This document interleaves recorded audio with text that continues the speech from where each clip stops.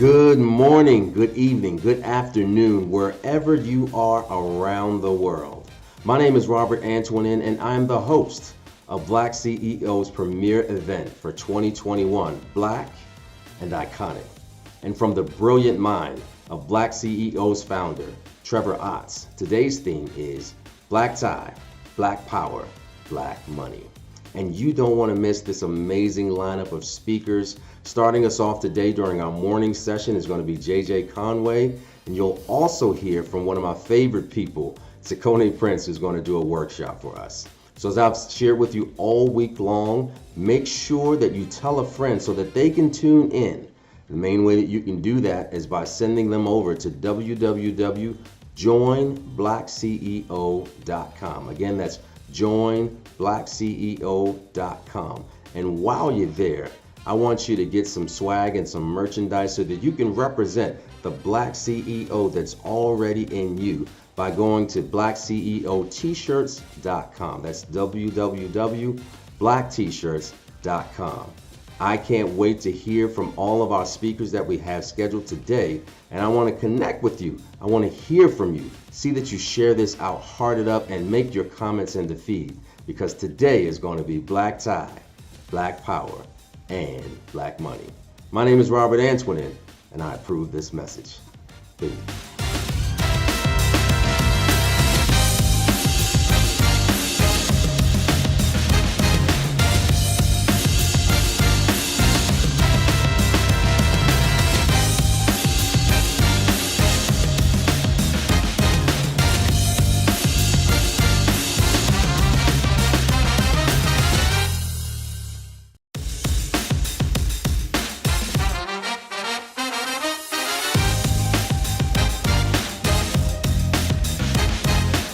Hello, all my friends at BlackCEO. This is Myron Golden, and I'm going to share with you how to take your business from $10,000 a month to $128,000 a month in 4 moves. This is what I coach my high-level clients on, my $55,000 a year clients, my $155,000 a year clients, my $1 million a year clients. This is how I show them how to scale their business more than 12x in 4 moves. So here we go. Let's say that you've got a business where your core product offers $1,000. You're generating 100 leads per month. You're converting 10% of those leads. And so that's 10 sales. And each sale is $1,000. That equals $10,000 a month. So how do you take a business like this? You're generating 100 leads a month, which is 3.3 leads a day. You're converting 10% of those leads, which is 10 sales a month. That's 2.5 sales a week. And then those 10 sales a month are $1,000 each. You're making $10,000 a month. So there are 4 moves you got to make. And the only 4 ways to grow a business are to focus on lead generation, lead conversion, customer ascension, and customer retention. So we're going to start out with lead generation. Right now you're generating 100 leads a month. If you double this number times 2, you start generating 200 leads a month. If everything stays the same, you're still converting at 10%. At 10%, now instead of making 10 sales a month, you're making 20 sales a month if your conversion rate stays the same. Well, 20 sales times $1,000, you fixed one component of your business and you just doubled your revenue. Wow, that's pretty powerful. To fix one thing in your business and double your business revenue is pretty mind-blowing, but it gets better. The next thing we show our clients how to do is we show them how to improve their conversion process, how to improve their sales process, and make their conversion rate go up. So when your conversion rate goes up, if instead of converting 10%, you double this number, and you start converting 20%, so now you're generating 200 leads a month times 20% conversion. That's 40 sales a month times $1,000 equals $40,000 a month. literally, I'm doing a challenge right now. We sold over 300 tickets in 8 days to this Make More Offers challenge. The low end tickets we sold about 170 plus at $97, and then we sold almost 130 at $297. So we did over $56,000 in ticket sales. We're going to do our close on a $15,000 offer on Friday, and we're going to do somewhere probably between $500,000 and $1 million in sales from this campaign that we've literally been working on for 2 weeks, right? We've been promoting for 2 weeks. We've been planning it for months, right? So these numbers are so doable. Okay, so you convert 40% of your sales, or 20% of your sales. You make 40 sales a month. That's $40,000 a month. So you fixed 2 things, and now you quadrupled your business. So now let's take it to another level. Let's 8X our business by adding one more component, and that is we are going to add a high-ticket offer. Now, one of the biggest challenges or one of the biggest problems I see in most businesses is most businesses, whatever their business is, especially in the coaching space, the consulting space, the author space, the speaker space, your prices are too low. If you're wondering why my business isn't doing any better, you're not charging enough. And you can see what you're doing is you're looking at what everybody else is doing, and you're making your prices based on what they're doing instead of figuring out what the result that you're producing is worth and making your pricing based on that. I have the ability, and people say, well, but you're Myron Golden, which really means nothing other than the fact that I'm the guy who happened to figure this out, and this is what I actually do. When I do coaching, when I do hourly coaching, I charge $25,000 an hour. And people pay me $25,000 an hour to talk to me for an hour. Why don't they pay you $25,000 an hour yet? Because you haven't started charging them $25,000 an hour yet. But you could. And so $25,000 an hour for coaching. If I go and speak at a conference, I charge $100,000 to go speak at a conference. My coaching packages, I have 3 coaching packages. One's $55,000, one's $155,000, one's $1 million, and we've sold all of them. And the point I'm making is you set the prices in your own business. Well, one of the biggest challenges I see in most businesses, especially businesses with Black CEOs, you don't charge enough money. So raise your prices. So we're going to take this business here that has a $1,000 offer, and we're going to add what I call customer ascension offer, and we're going to add a $10,000 offer to their mix. So now you're going to add a $10,000 offer, and what I'm going to do is I'm going to move this over here. So you add a $10,000 offer to your mix, and you're not going to convert as many $10,000 offers as you are $1,000 offers, but you can convert enough of them, right? And how many do you have to convert? Well, one of these equals 10 of these, right? So right here, you do 1/10 the work, make the same amount of money. I like that. So here's what we're going to do. We're going to say these 40 sales that you're making every month now because you've doubled your lead generation and you've doubled your conversion. Let's say 10% of these people take you up on your $10,000 offer. That's 4 sales times $10,000. That equals $40,000 a month. Well, if you add this $40,000 a month to this $40,000 a month, yep, you got it right. You're making $80,000 a month. That's almost $1 million a year. This is how businesses are built. Do you realize, and a $10,000 product, I know that seems like a big deal, but here's what I'm going to tell you. Do you know who makes the Maybach 64? Well, Mercedes makes the Maybach 64. The Maybach 64, depending on what year it is, blah, blah, blah, you're going to pay somewhere between $300,000 and $500,000 for a Maybach, right? Now, why did Mercedes create a $300,000 to $500,000 car? Because they got tired of sending all their best customers to Rolls-Royce. See, when you don't have, I really want you to wrap your mind around this. When you don't have a premium offer for your clients, you're forcing your best clients to spend most of their money with somebody other than you. Think about that. Why would you do that? Why would you do that intentionally? Well, hopefully you wouldn't do it intentionally. So now you're at $80,000 a month, but that's not $128,000 a month. So how do you go from How do you go from 80,000 to 120? Well, you add a concept called forced continuity. What is forced continuity? Everybody who buys your core offer, this $1,000 product, you give them access to your newsletter, your membership site, or your software for free for a month or 2 weeks or for 3 weeks or for 2 months or for 3 months. Let's just say for 30 days after they buy your product, when they buy your product, they get access to your newsletter or your software or your membership site for a month for free. And after that, it's $100 a month. Well, you're making 40 sales a month. 40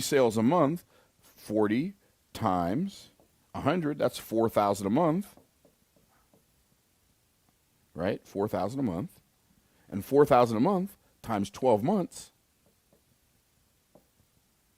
is $48,000 a month after a year. So now you add this $48,000 a month plus the $80,000 a month.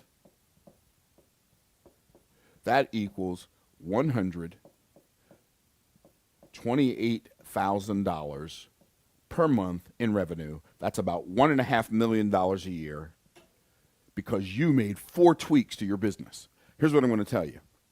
As a Black CEO, don't go through life thinking, well, white folks won't buy from me because I'm black. I have a lot of white clients. Don't go through life thinking black folks won't buy from me because they won't spend that kind of money on product. I have lots of black clients. I have Asian clients. I have Hispanic clients. This whole storyline of who won't buy from you, the only place it really exists is in your head. So double your lead generation, double your lead conversion by improving your sales process,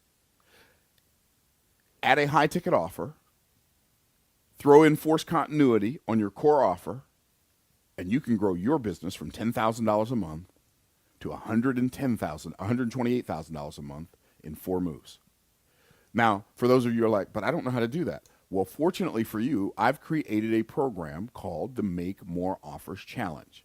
When you go to that website, like right now, the challenge is live. The challenge is over this Friday. We started it on Monday. But the recordings are not included when you buy the challenge. You can pay $97 for the challenge, or you can pay $297 for the challenge. If you do $297, you get access to the VIP area, and you get extra bonuses, plus you get to be on Zoom. If you buy the $97 ticket, you watch the challenge on Facebook Live. But my point is, right now, if you get started in the challenge, even though we've already done 2 days, we've got 2 days right now in the Facebook group, and it will be in the Facebook group until Sunday night, this coming Sunday night, February 28th at 11:59 p.m. If you're watching this on a recording sometime down the road after February 28th, 2021, well then we will be doing the Make More Offers Challenge again later on this year. So what you do is you'll either get on a waiting list or to be notified, or you will be able to buy a ticket if the challenge is open. So congratulations for being a part of the BlackCEO conference, and take advantage of these concepts that I showed you, and you can take your life and your business to the next level. Thanks for watching.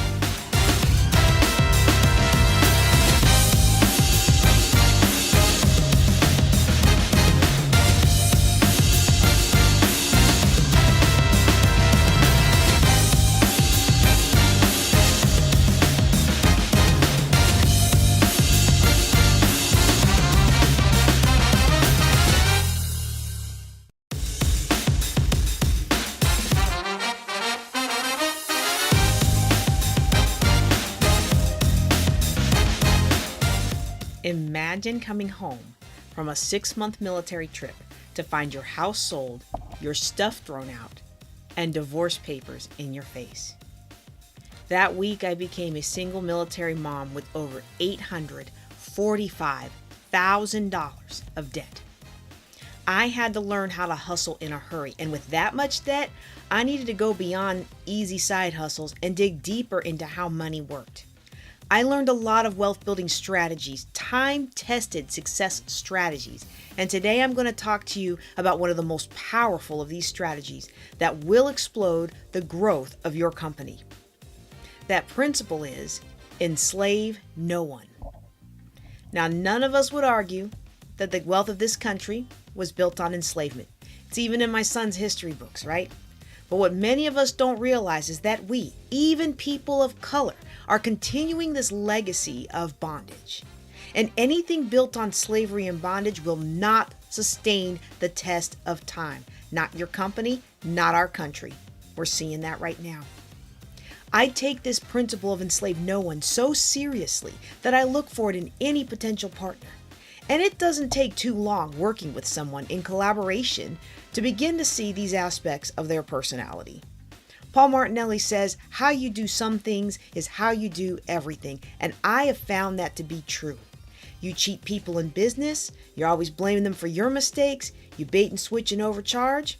I don't want to do business because I'm walking a walk of excellence. We get very far with these techniques, sure, but you get much further when you learn how to create an environment of trust, which fosters creativity, innovation, and ultimately, production that enhances your bottom line.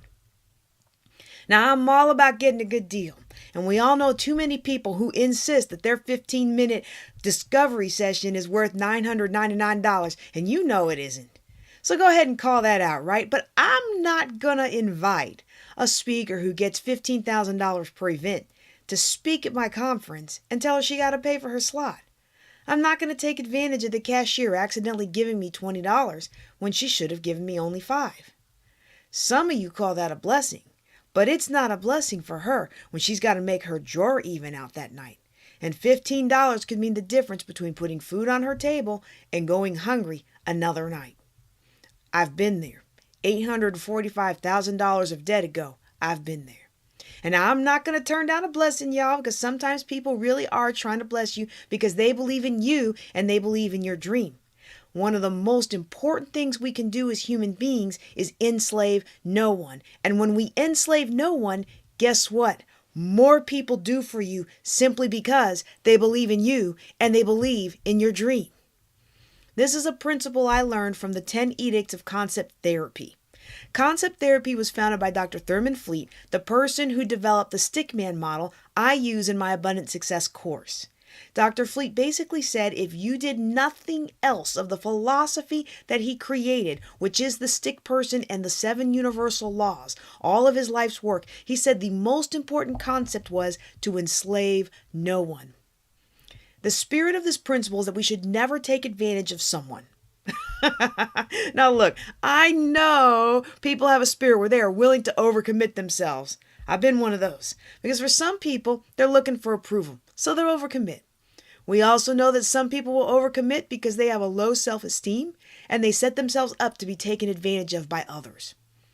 There's times when people find themselves in a really tight spot in their life. You know, conditions and circumstances happen and they're there. They're down on their luck. Whatever it is. And they're willing to do just about anything. I'm going to tell you right now, never enslave that person. Never take advantage of that situation. If you want your company to grow and you want to create lasting and generational wealth, enslave no one. Now, there are people who have created a learning model in their life where they play the role of the doormat. They play the role of the victim. And when you allow a person to do that for you, you enslave them. Let me say that again very clearly. When someone presents themselves to you as a person that you can take advantage of, they play the victim, they overcommit, they have such low self-esteem that they're desperate for any droplet of approval and they'll do whatever you ask, and you allow them to do it for you, you might consider that a shrewd response, but what you're really doing is enslaving them. One of my mentors had a cleaning business, and he told me sometimes he had people working at night for him who were starting their own business during the day. One guy was working for a lawn care company, so he would cut grass at day and clean offices at night, and he was working towards starting his own lawn maintenance business. Now, some bosses would cut their hours to make them more dependent on the boss or to punish the guy for starting their own business. But not Paul. What he would do is he would take the guy, introduce him to the building manager who hired the business to clean offices, and say, look, somebody's got to cut your grass. This is the guy who manages your building at night.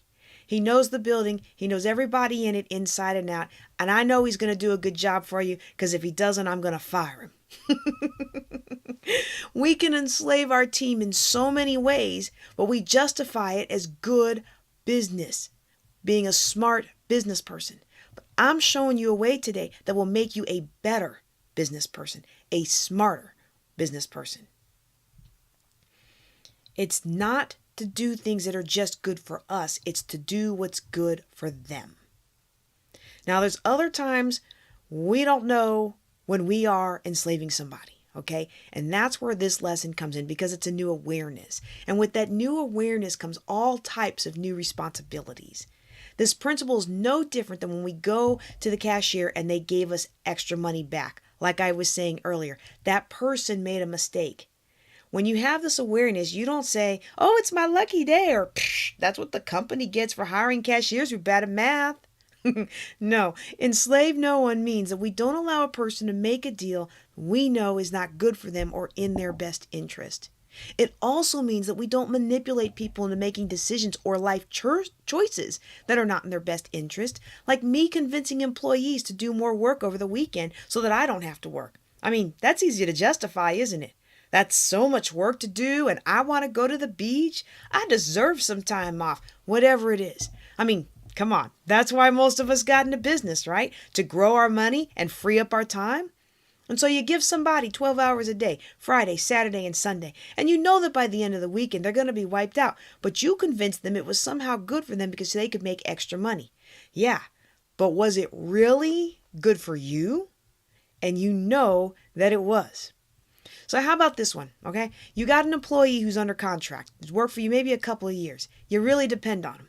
They come into your office and they say, look, I got a new opportunity. Great opportunity for their family or themselves. It's their dream job. And what they're asking is, can they break their employment contract? Or maybe they're not even asking to break the contract. Maybe they're not under contract and they just want your blessing. They're saying, hey, I feel terrible, but this opportunity came up and I can't let it go. What do? My first ever virtual assistant, she got a big time editing job. And what was I going to say? No, I'm not happy for you. I'm not going to let you out of your contract. This was her dream. She's big time now, y'all. If you're into publishing and I told you her name, you'd be shocked that back in 2007, she was virtual assistant for a silly little newbie real estate investor. I loved her and she was amazing. Set a very high standard that few VAs after her have lived up to her. But you know what I did? I blessed her. And I let her leave in peace. It was better for her. It was better for her family. Now look, it was better for me if she'd stayed. She had the kind of commitment that even if she was mad at me, she would have fulfilled her contract. But letting her go was better for her. And so if we try to drive that bargain to our benefit, here's the rule. Enslave no one. Now, physically, I think we get that pretty easily, but also enslave no one emotionally and enslave no one financially. And most of all, enslave nobody spiritually. Having been in ministry for 2 decades, it breaks my heart to see how many of God's children have been enslaved spiritually. That's a whole nother talk. So I think we can all get under the understanding of the term enslavement. It means to make someone a slave, but it also means to cause someone to lose their freedom of choice in an action. And we can cause that to happen in so many ways.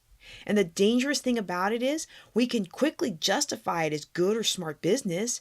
Perhaps the most dangerous form of all is when we justify it by being the do-gooder. My Lord, more harm has been done by people thinking they're doing good. To be a slave means you have lost your power to withdraw unilaterally from any arrangement, and you have worked without being paid or compensated. You work without remuneration. When we enslave people, we are exercising our power over them. It's a form of control. And in every relationship you have, somebody has the upper hand, either emotionally or finances, with resources or whatever. And you know when you have it over somebody, you know you do. Financial control over someone or even spiritual control over them. So here's a great test to ask yourself before you start stepping into save the day or be the do-gooder. Ask yourself, what's the benefit to me? What's the benefit to me if I do this good for them? If I do this good for them, if I really step in and help them, what's the benefit to me? We might find sometimes that the benefit to us is not about helping them, but it's about our own ego. We've also got to ask, what's the benefit to the person that I'm trying to convince to do something? If someone in your life is asking for your help and counsel, are you giving them counsel on all their options? I mean, all the options? Might you be withholding some options that you know they have? I mean, as a mom, I do that all the time, right? I give only age-appropriate options. I give options I want my kids to choose from. Now, that's good parenting. But your employees are not your kids. They are not your servants. And to get the most productivity out of them, you have to develop an environment for empowerment, not enslavement. Someone comes up to you and says, look, I'm looking at either doing this or that, and it's your benefit that maybe they're not aware of some other options. Are you enslaving them into that decision, or are you empowering them to their best good? Are you enslaving them to that decision because there's some benefit to you? This is truly the highest test for a person with awareness. And you start to see this pay off over time. You know, a lot of us start off, especially with real estate, construction, cleaning businesses, things like that. We have workers coming to us that have been with us for a number of years, and now they can stand on their own 2 feet, right? Like when they first came to us, I'm big into real estate investing. When they first came to us, they were in struggle, and now they can speak English. Now they got a driver's license. Now they got a support system in their community. And guess what happens? Now they've grown, they've flourished in your environment, and now they got new opportunities open up. And the nature of your relationship is that you have the power position, you're in the seat of control. But in those moments, though it may seem better for you to keep them working for you than to counsel them on this new opportunity to leave, we have to ask what's best for them. Can your company give or offer them a greater opportunity that would truly be better for them? Now, I've had to change some of my company aspects in order to keep people who I wanted to keep because I didn't have any greater opportunities for them, and they were growing. But sometimes we think it's best for them to stay with us, but I would challenge you on that sometimes. Are you really protecting them from being harmed when they stay with you? Is that really the highest expression of this person's free will, or is it your free will? And think about the legacy that you're passing down to the next generation. Parents do this all the time, don't we? Child wants to go to college somewhere, they want to go out of state, and mom or dad are like, we're not going to support you financially because they don't want to go through the pain of separation, or they really want their kid to go to their alma mater. Now, as a financial planner, I think student loans are the devil, so I'm not going to argue with that logic, but is that the real reason? See, there's a difference in being pragmatic and being in control under guise of do-gooder. There's two different things. You can help somebody, or you can be in control. We have to make room for them to make their own mistakes and decisions. We've got to allow that.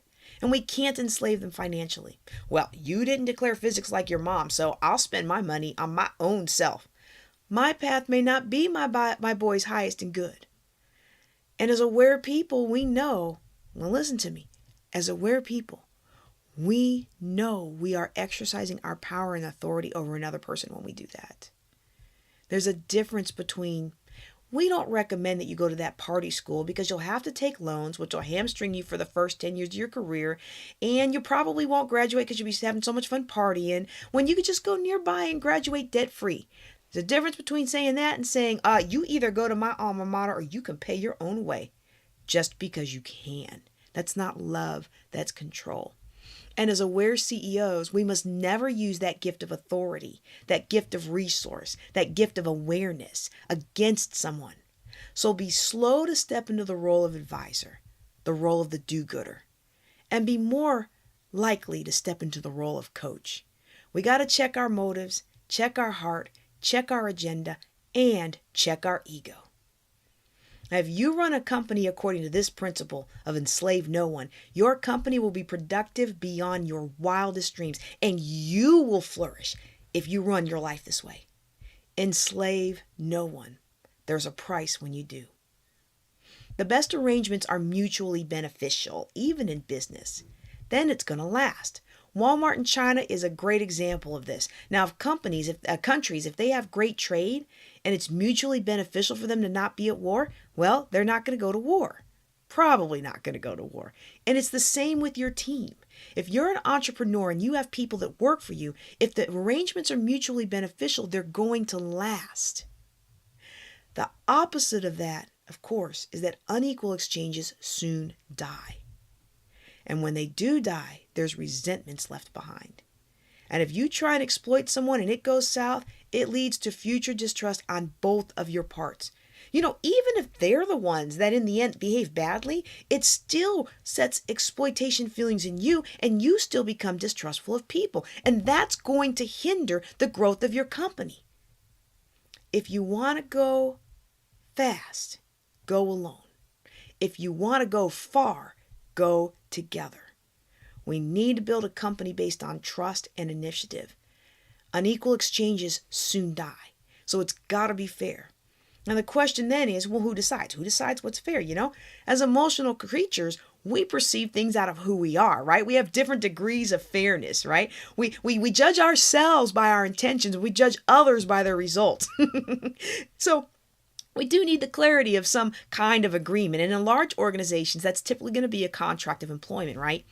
But while you can legislate some things, the best companies harness the discretionary goodwill of their employees. So they bring much more of themselves to work because they care so much and because they want to contribute when they're motivated to do so.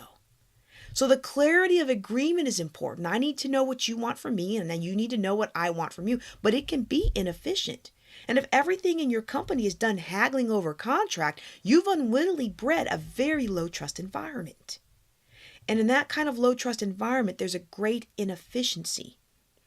There's a high efficiency and a high trust arrangement. If you can spend less time arguing over exactly what's fair, if you can just move forward and get on with it, you say moving at the speed of trust, you can achieve a lot more. Some of you aren't achieving as much as you could be because you're so busy arguing with folks and training new people because it's like your company is a revolving door. This principle of enslaving no one will allow you to build a strong company that stands the test of time. If you want your team members to make that discretionary decision to do more for you, you have to build the kind of company that empowers, not enslaves. Now, I know we've talked a lot today, and for many of you, you're still sitting in surprise that the ever-frugal financial planner herself is teaching this. But it's all about walking in excellence, which I truly believe is required to walk in abundance no matter how much money you make. And walking with excellence requires, for many of us, adjusting our levels of thinking and self-belief from what brought you today's results. Einstein said you cannot solve today's problems with the same level of thinking that created them. So I encourage you to meditate on this topic and look for ways to empower your people rather than enslave them. I'm JJ Conway. Thanks for joining me. Y'all take care and be blessed.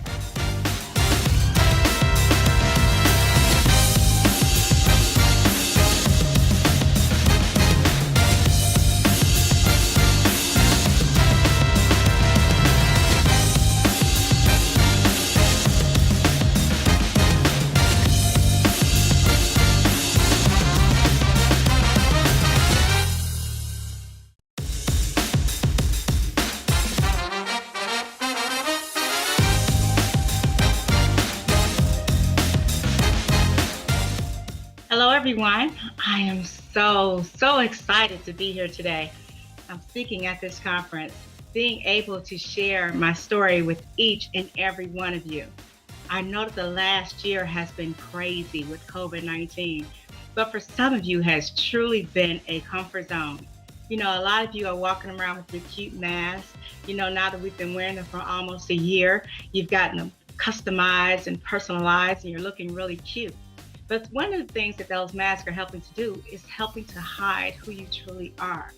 You know what I'm talking about. How many of you are dealing with imposter syndrome? How many of you are going to work every day showing up a totally different person? You know what I'm talking about.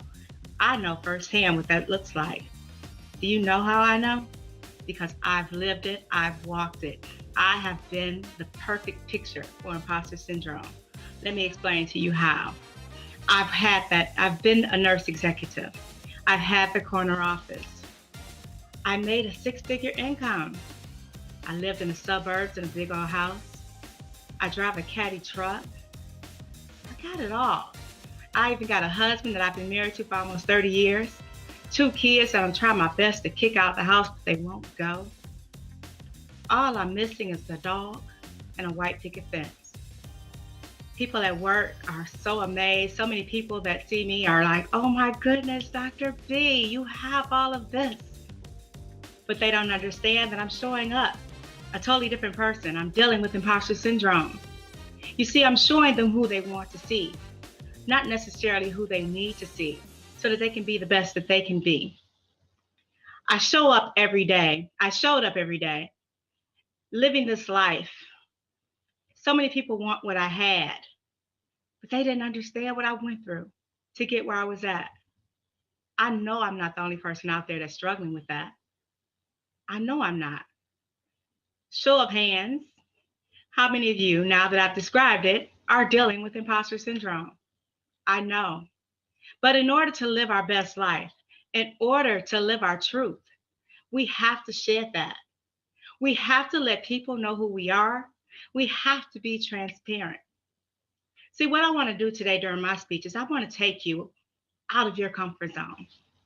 I want us to have a grown folks conversation. You know what I'm talking about, those conversations that grandma and mama used to have, and they used to say, get out of here, no kids allowed. Kids shouldn't be hearing this. Kids shouldn't be seeing this. I want to have that type of conversation. And if you're watching this today with someone else in the room, I'm just asking for you to do a couple of things.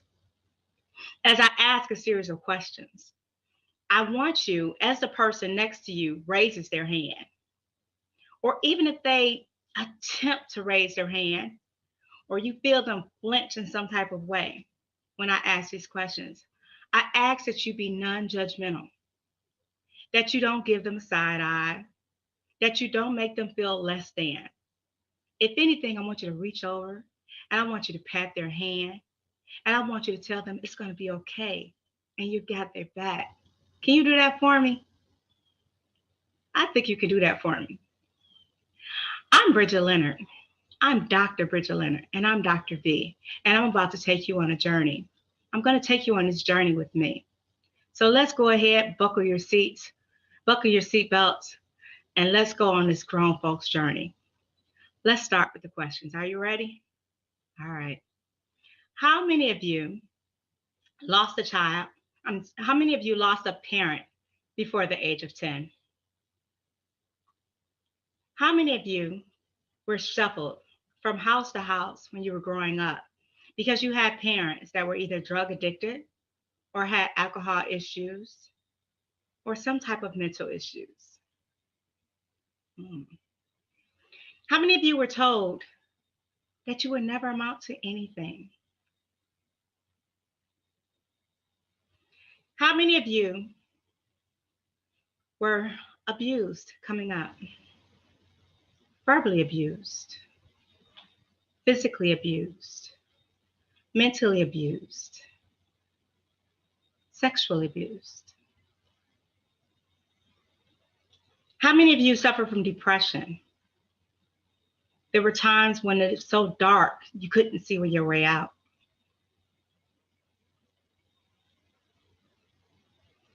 How many of you were chased around the house by a person with a shotgun with the pure intent to kill you? And that person was your own mother. That's deep, isn't it? How many of you had a child by the age of 15? How many of you dropped out of high school? How many of you were told that you were cute, to be so dark, to have lips so big? How many of you had 4 kids by the age of 21?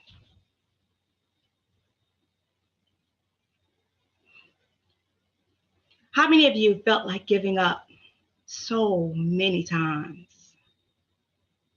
And you even took it a step further by trying to commit suicide once, twice, maybe even 3 times.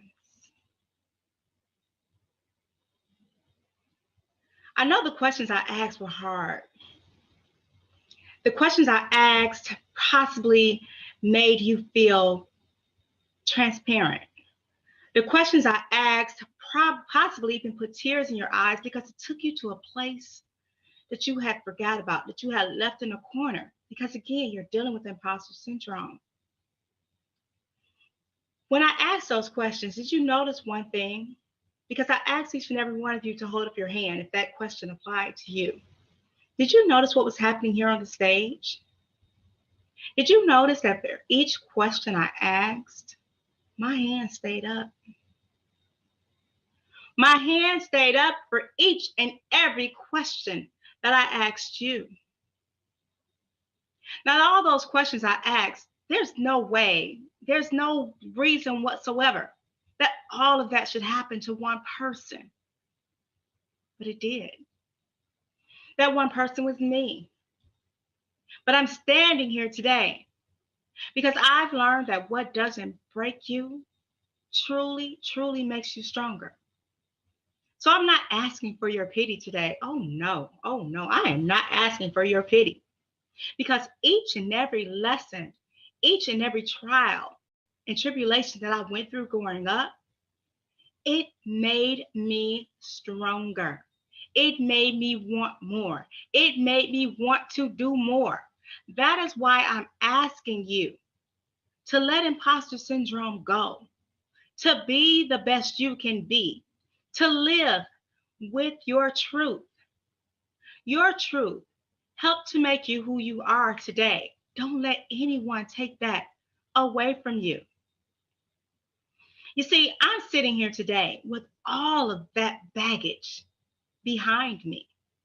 But don't get me wrong. It was not an easy journey. You see, I turned 50 last year. And I didn't start sharing that until about 2 years ago. Why? Because I had to learn how to forgive. I had to forgive all of those people that put all that hurt and pain on me so that I could live my life. So what I did 2 years ago was I made a big, bold move. And I went on Facebook and I wrote a letter of apology. I wrote a letter of apology to my mom. And in that letter, I forgave her for all the things she did to me. You see, me and my mom, we had a very tumultuous relationship, years 1 through 18. But from the age of 18 to 19, we created a bond that was unbreakable. We were able to talk as women. Unfortunately, that was her last year of life. So we did everything in that 1 year that should have been done for the whole 19 years of my life. But I held on to that for years. My mom died in 1991. It wasn't until 2010. It wasn't until 2018 that I was able to say, you know what, Mom? I forgive you for not being the best mom because you probably didn't know what a mother was supposed to be. And I realized that I had to let all of that go so that I can live my best life, so that I can be a better mom to what now I have 6 kids, ages 19 to 35. My older kids, I denied them a mom for so long because I didn't know how to be one. But I'm determined from here on out to be the best mom that I can be, to be the best person that I can be. My personal mission statement in life is to positively affect at least one person every day through words, thoughts, or actions. And I'm living every day of my life making that true. There were 3 things in my life that made me see that I needed to be better, that I needed to do better. Those 3 things were, first and foremost, when my mom died, being the oldest child, having to write her obituary. My mom never worked. Like I said, she was addicted to drugs, she was addicted to alcohol. I didn't know what to write because I didn't want to write the bad things. So at that point, I was determined that when it came time for my death, my 6 kids would not have to think about what to write because I would make a way in this world that I positively impacted so many people, including them, especially them, that they would be writing for days. So that was one thing. The second thing that impacted my life was my son dying. At the age of 21, I had 4 kids. I lost one of those kids to SIDS. He was 2.5 months old. You see, at that time, I had went back to college. My mom always said that I was book smart, not necessarily street smart. I didn't understand what she was saying, but I got it. I got it. So I went back to school. But after I lost my son, I went to work study for a month straight. Don't ask me how I got there. Don't even ask me why I was there. But one day they came up to me and they said, Bridget, this isn't going to work. You're coming to work, you're not here, you're not present, you're not showing up, and you're smelling like a homeless person. You need to get yourself together. It was at that point that I realized that I had 3 other kids at home that I had to live for. You see, I understand now that God gives us kids in our life. He's given them to us on a borrowed plan. And I had to embrace that and accept that in order to move on. I knew that God had gave him to me for only 2.5 months, but he gave him to me for a reason, for me to get myself together.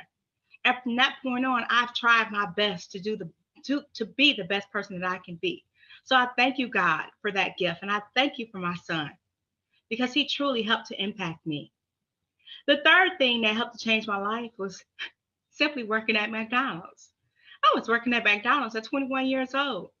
I thought I was doing something. I started at McDonald's. I was working in the grill. They moved me to the front of the restaurant as a crew leader. I thought I was doing something. Duh. I'm still in McDonald's. Whether it's the front of the building or the back of the building, I'm still at McDonald's making $3.35 an hour trying to raise 3 kids and myself. And my husband and I had gotten married when I was 19. Where did they do that at? That wasn't going to work for me. So I had to do better. So those 3 things helped to catapult me to make me want to do better. So although I was a high school dropout, I turned my life around. Right now, even though I went through all of that stuff and I described to you guys, I was a teen mom. I was abused in every fashionable way. I tried to kill myself 3 times. I suffered from depression. I didn't like myself. There were times I didn't look in the mirror. Look at me today. I have on bright pink lipstick. There was a time where I wouldn't put on lipstick because I wanted to hide, because I thought my beauty was a curse. But today I embrace my beauty. I embrace my big lips. I embrace my chocolate colored skin. I embrace me. Today I'm Dr. B. I'm bold. I'm beautiful. I'm empowered. I'm encouraging. I'm motivating. I'm inspiring. I'm a nurse. I'm an author. I'm a speaker. I'm a professor. I like to tell people I'm all that. And 2 bags of chips. 2 bags of whole food chips at that. It's funny because sometimes people take my confidence as cockiness. What they don't understand is for the longest, I hid. I hid who I was. I hid in corners. I let my successes tell my story. I didn't use my voice. But today I'm asking you to start using your voice, to tell people who you are, to tell people what you've been through. They need to hear that. For the past 2 years, I've been telling my story.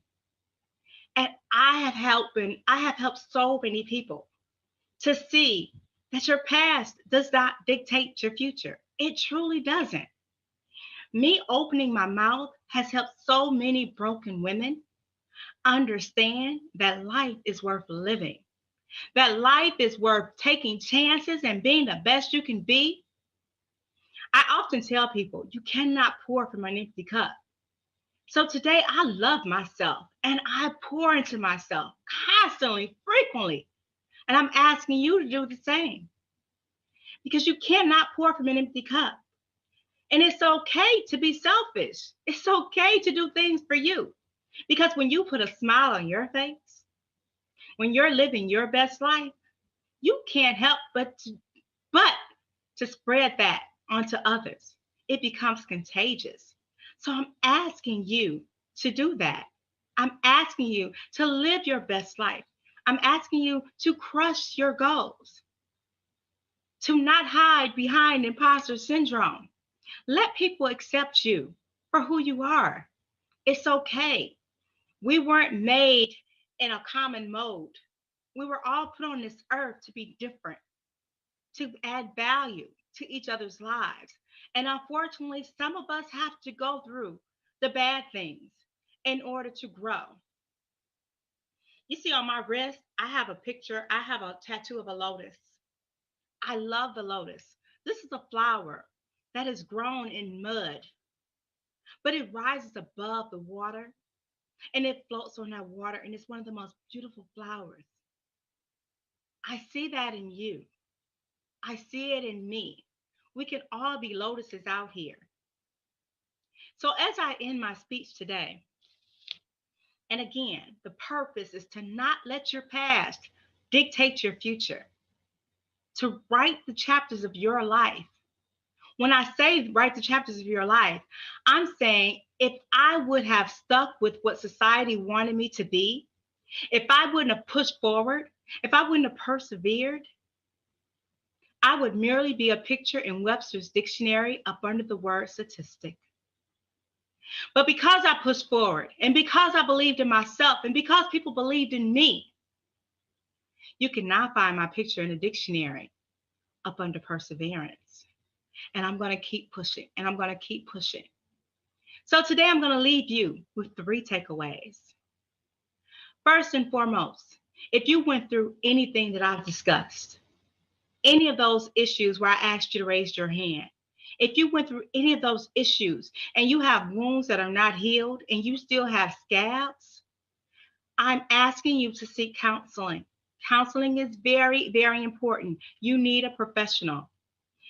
That professional is not your best friend. That professional, sometimes it's not even your pastor.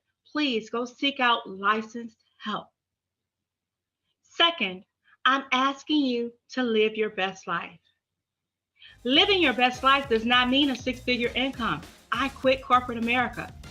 I quit corporate America almost a year ago, and I'm the happiest person I've ever been in my life. Living your best life does not mean having a corner office. Living your best life simply means finding things and placing people in your life that make you smile, that make you want to get up, that make you want to go hard, that make you want to go harder, and finding ways to positively impact others. The third thing I'm going to leave you with is take back the pen and write the chapters of your life. Don't let anyone define you but you. I can't want more for you than you want for yourself. I am Dr. V. Do not let your past dictate your future. Write the chapters of your own life. Live your best life, crushing goals. Thank you so much for hearing me out. Have an awesome day. Bye-bye.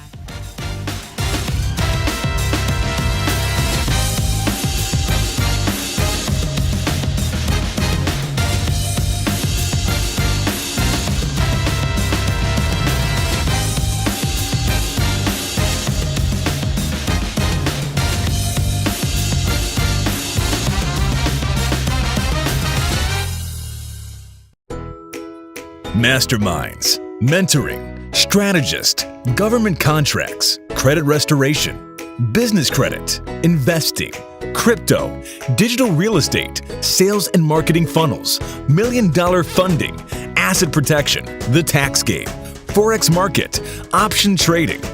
These are some of the tools that are taught inside of our platform, theblackmillionairesmatrix.com.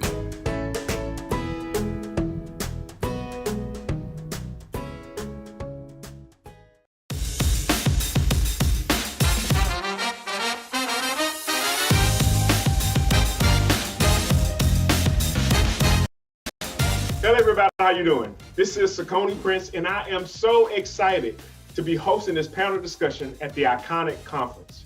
And we have two dynamic individuals that's going to be sharing information that's going to help you become more iconic.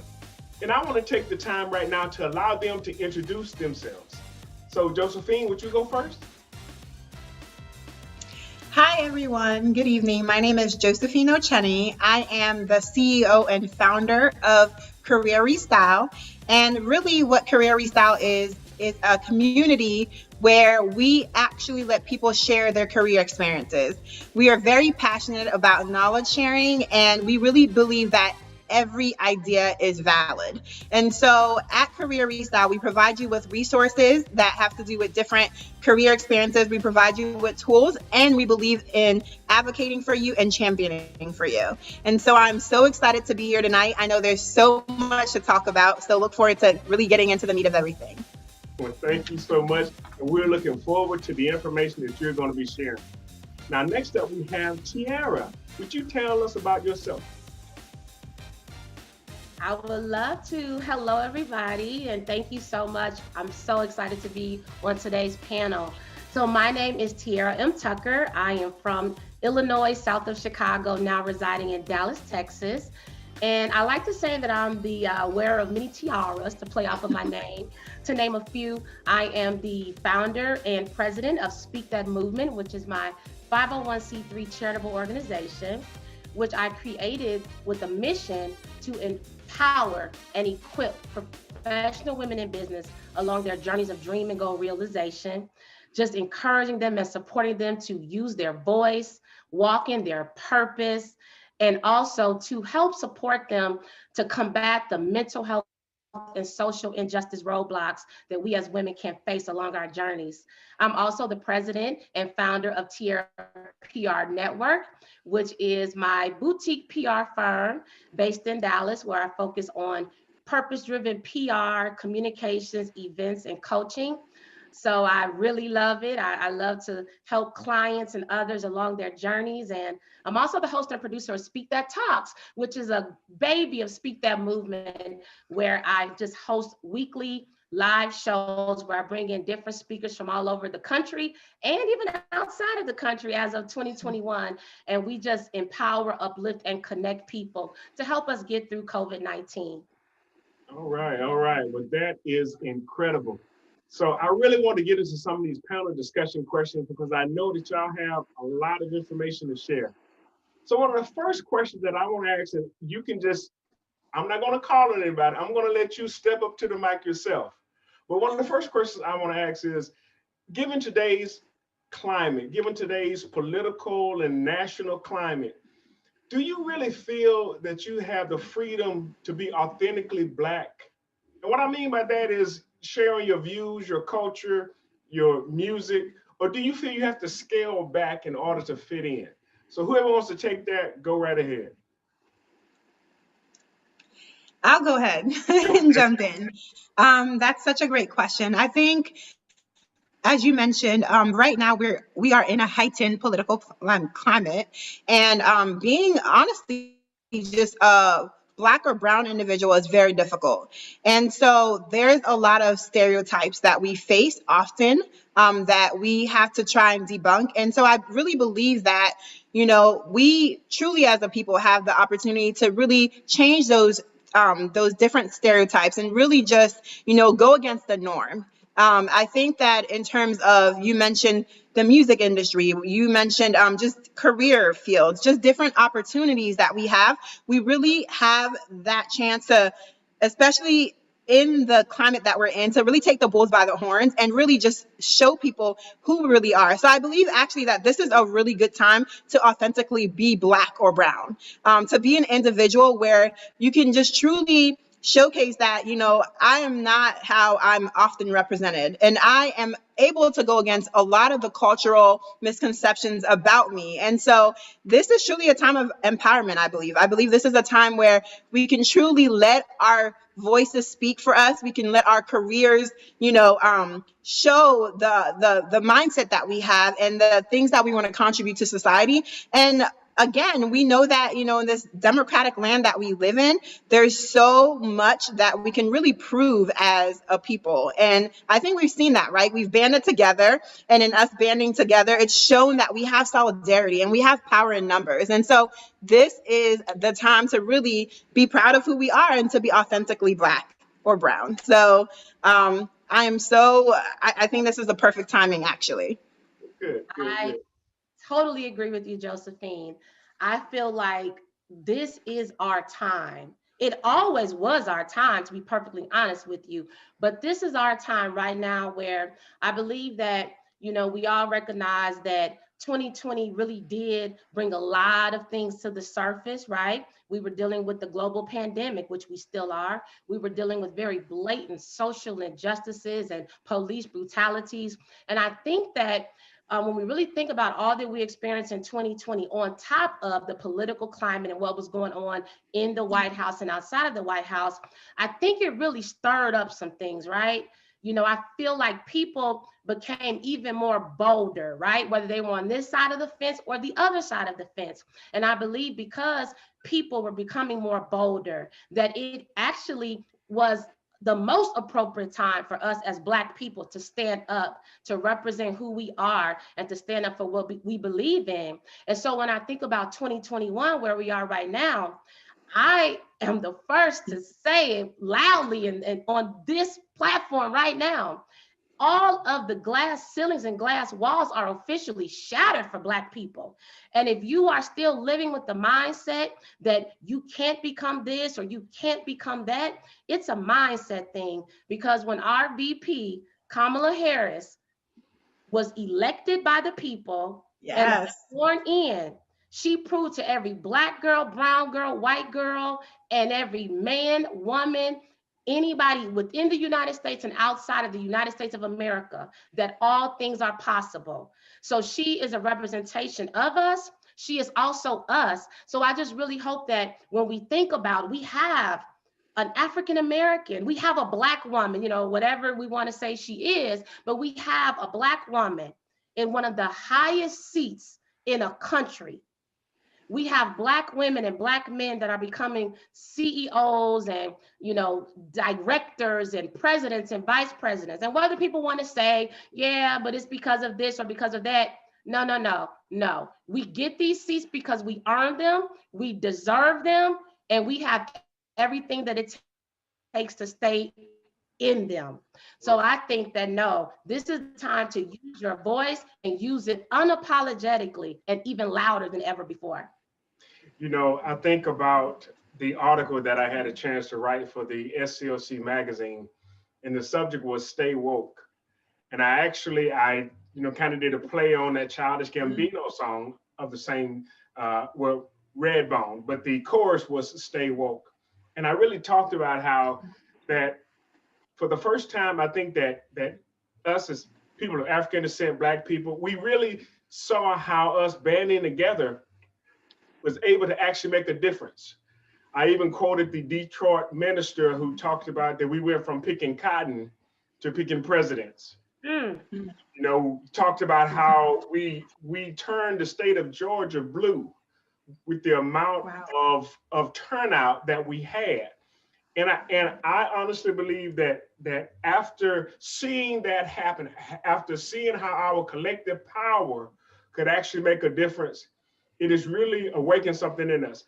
I'll tell you this story because even in that article, I talked about this. Our youngest daughter is away at college, about an hour and a half away from where I live right now.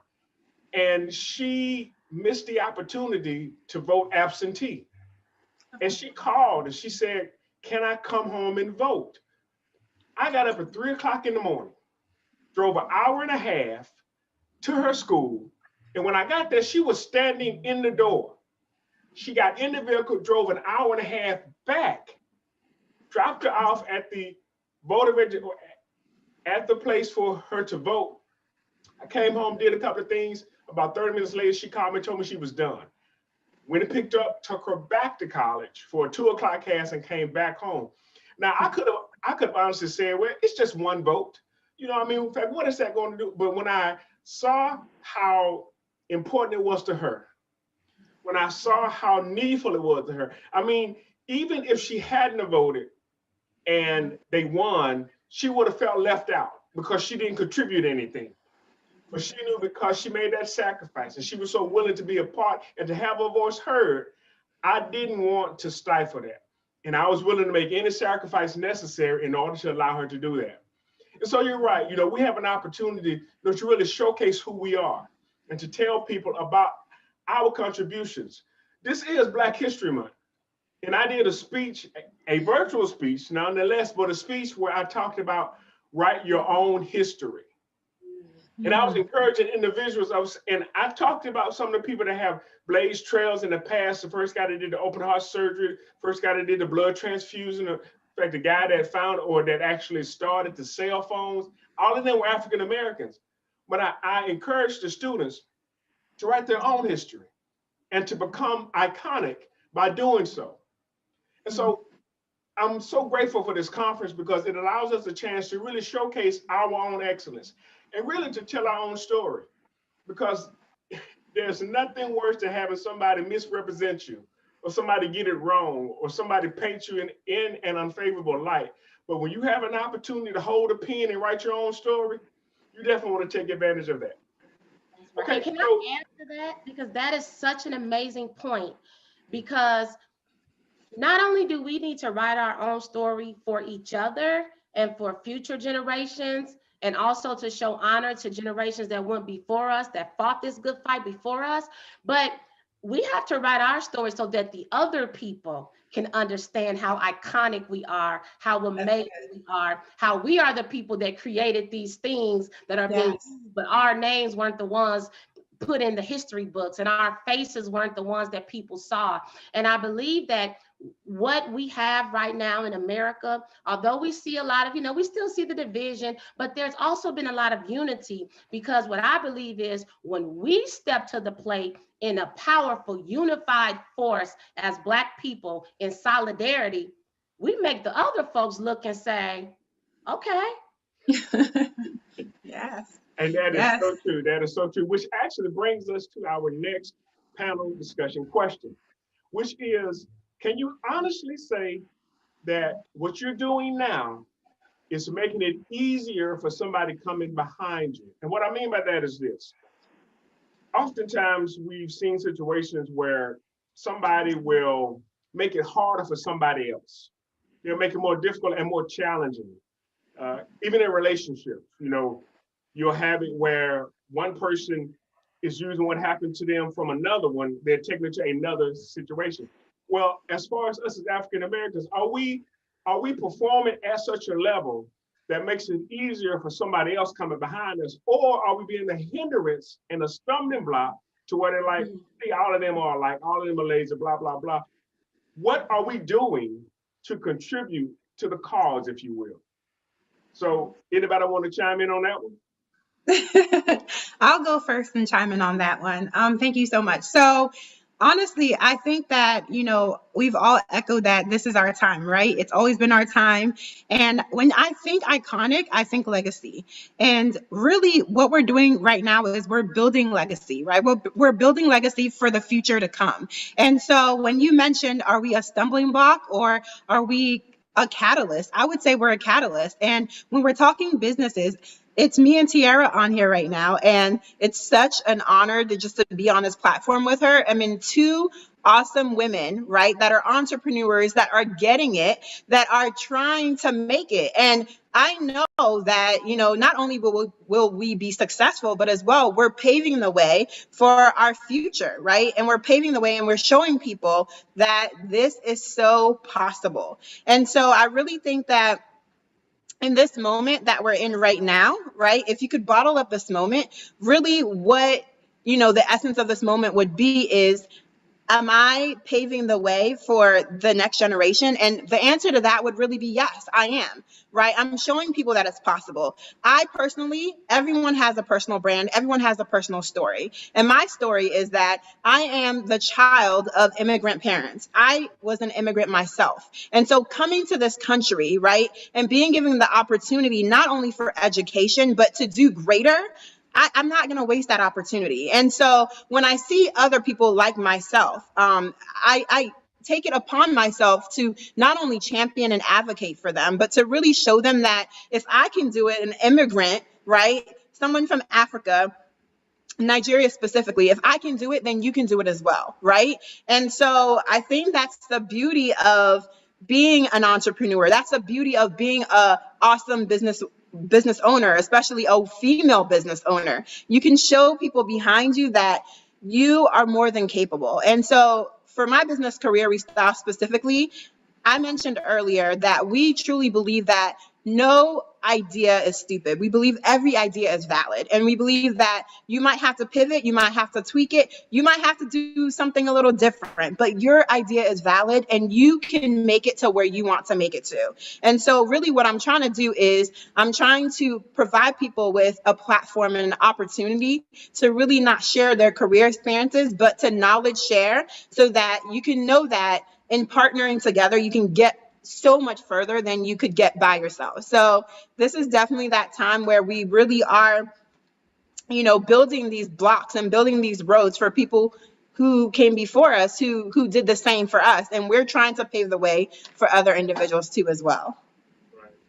Chair. Yes, nicely put, my sister. And I would just like to answer your question by saying that I believe that we definitely are, a catalyst because meaning people that are taking the steps to make a difference, right? Because I believe, and I hate to keep going back to 2020, but I just believe it will be such a pivotal year in our history and in our journey. But one thing that COVID has shown us and continues to show us is that tomorrow is not promised. It shows us that we can have moments where we are forced to be still. Whether you were moving and shaking and traveling and parents and you send the kids to school, going to work in rush hour traffic, well, guess what? We all, for the most part, were forced to be still. And in that period of being forced to be still, I believe what it allowed a lot of people to do, if they pressed in on it, was to dig deep and say, now that I have a moment to be still, what do I really want to do? What do I want the next month, next year, next decade of my life to look like? Okay, I could lose my job tomorrow because other people have. So what else do I have in me to make myself continue to be marketable, continue to be competitive? So what I personally experienced in my own life, as well as with my friends and people who I encountered, was that people were digging deep, those that chose to. I found that new books were birthed, new businesses were birthed, people were collaborating. I mean, people were hosting virtual events like no other. So we didn't have to be confined by, I live in this city, only locals can come. Now, like we're doing right now with Iconic, you can be anywhere in the world. All you need is a strong internet connection, a phone or a computer, and you can receive something to help you reach your goals or live your best life. But the question is, do people want it, right? Because the people are out here, man. If nothing else, I'm telling you, I think Black folks took it to another level. Like we're opening up business even in a pandemic. We're collaborating, proving that, you know what? Two Black sisters can be on a platform together. Yes. Encourage each other and say, girl, you look good. And Mr. you look handsome in that tuxedo today. We can do that and not hate on each other. And I don't want her business to be better than mine. No, I want to know how can we collaborate and what can we do together? So I think that's why there is a large wave of us seeing people moving forward, but I still believe it's a mentality as well, because there are still people who, I hate to say it, they will be left behind because they're not willing to change their mindset to move forward. And that's so true. That is so true. I think about at the inauguration, that moment where, Michelle Obama pointed at Kamala and they pointed back at each other. I mean, that was just that sisterly love that you talked about, that kind of support. And also the fact that we are a resilient people. I mean, we have had to, for most of our life, just be resilient. And I mean, be innovators. We've had to, make something out of nothing. And I think that even 2021, it leveled the playing field.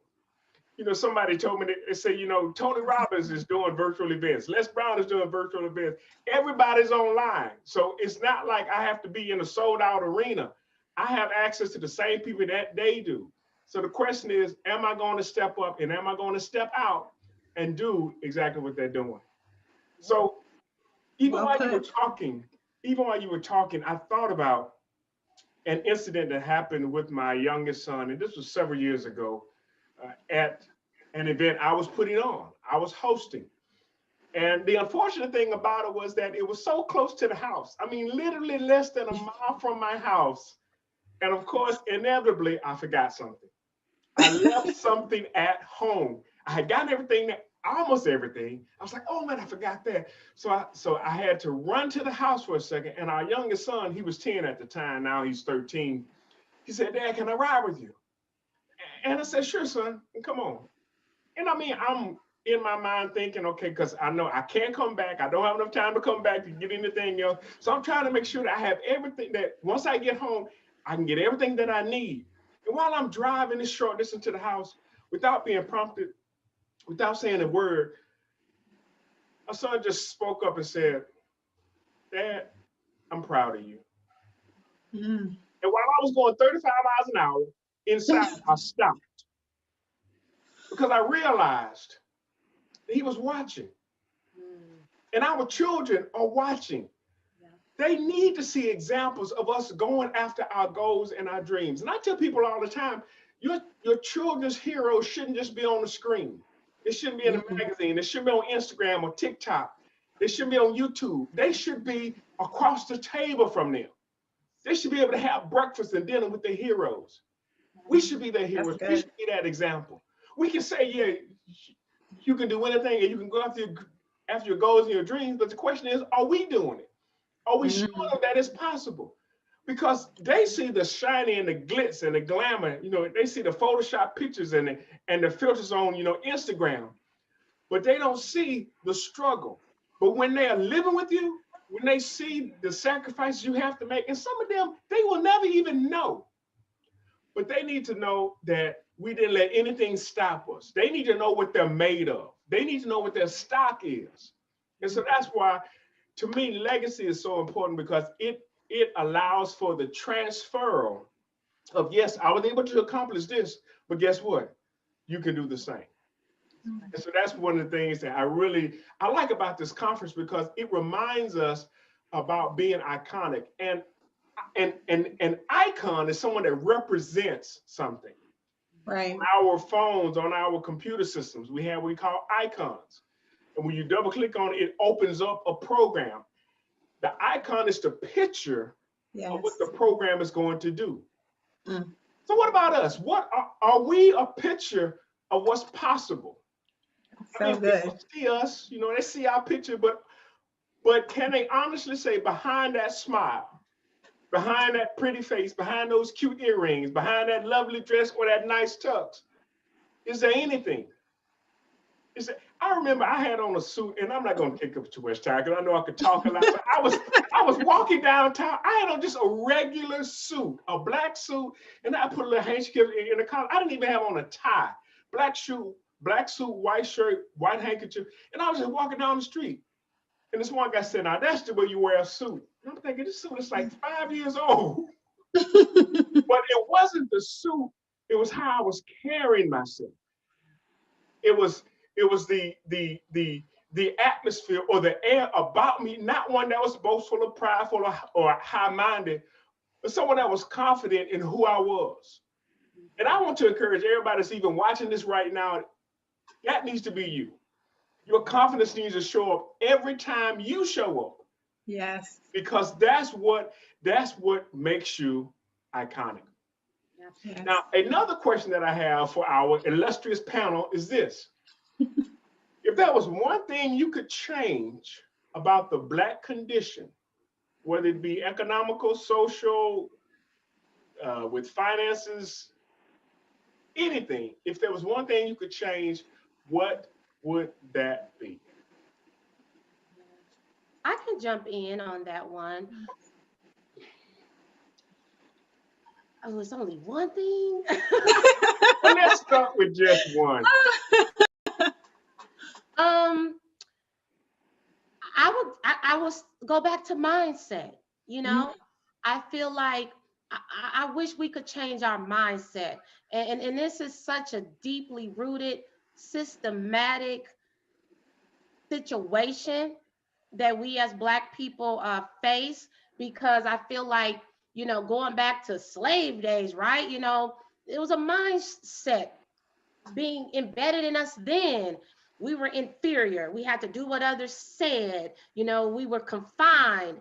And then I believe that even in 2021, you know, as a race, people still feel like we're confined. When we go apply for jobs, sometimes we're going to find the entry level role versus the vice president role, the president role, or the CEO role. Or we feel, you know, the imposter syndrome come in. We have the degrees, you know, Blacks are some of the most educated people. We have the spending power. But why is it that we don't have those things? Why don't we own the homes and the blocks and the neighborhoods and the brick and mortars and the businesses and drive those luxury dream cars and have our kids going to college student loan free because the money was already there? You know, why don't we create generational wealth and generational blessings versus continuously moving forward with generational curses and generational debt? So I just wish that that mindset shift could change, where we can believe, hey, I can have what the next person can have. I can shop at that store. I can buy those clothes, those shoes, that whatever, or go to this college or apply for this role or that position. And I think that when we believe we can, and we continue to see people step to the plate and be examples of what is possible, but also be transparent about what it took to get there, the hurdles, the obstacles, what we had to overcome, then I think that that will help with that mindset shift. And I know I can only have one, but I just want to say finances too, right? Because I think that that finances plays a big role, more than we want to realize, in our mindset. Because, you know, if folks are living check to check, well, sometimes it's hard to believe in your possibilities. Or if folks are barely making it, sometimes it is hard to dream bigger. So I would say the mindset and the belief that we can have those things that we desire. Yeah, that's true. So well articulated. So like Tiara said, everything starts in the mind, right? So you conceive something in your mind, soon it becomes a thought, and then afterwards it becomes a pattern, right? And so the mind is a very, very powerful tool. One of the things that I would say I wish would change within the Black community, I would say, is education, how we are taught. And the sustainability behind that. So for me, I'm very big on organizational management. That's something that, you know, is a strong suit of mine. And I really believe that how you organize a system, you know, and how you make that system sustainable so that it can be carried out and carried on is so important. And I think a lot of our opportunities are quenched when programs pop up, but they're not sustainable. And those programs aren't really feeding to the minds and feeding to the expansion of the opportunities that are out there for individuals such as ourselves. And so I would really say just the planning and the platform in how we are taught, right? And so when we are being taught, are we being taught in a way that it kind of helps our mind expand? Are we being taught in a way that we can see beyond our present circumstance, where we can say, hey, I can go study abroad. Hey, just because, you know, my school is in a certain bureau doesn't mean I can't make it past this bureau, right?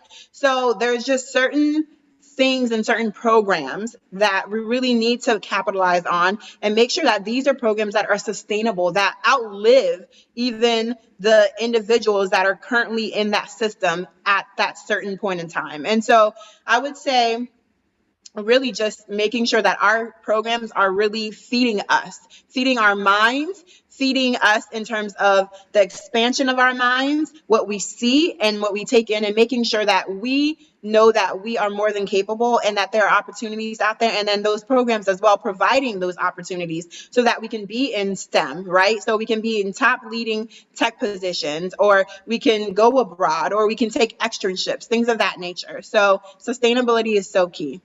And can I add on, because that was so powerful.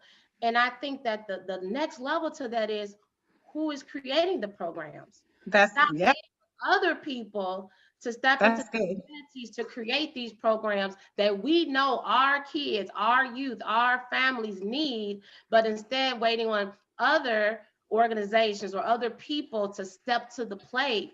And then also, you know, and that's another deeply rooted issue too, even when you think about nonprofits and who gets the funding and things like Yeah, that. But I think that, you know, sometimes, you know, it's about how do we create the change and the life that we desire. exactly. Right, Exactly. right. And that is so, so true. And I guess if I had to answer that question, my answer would be both of your answers.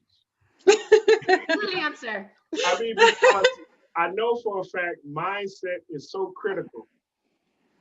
Bishop Jake said that if you're going to come out something, you have to come out head first.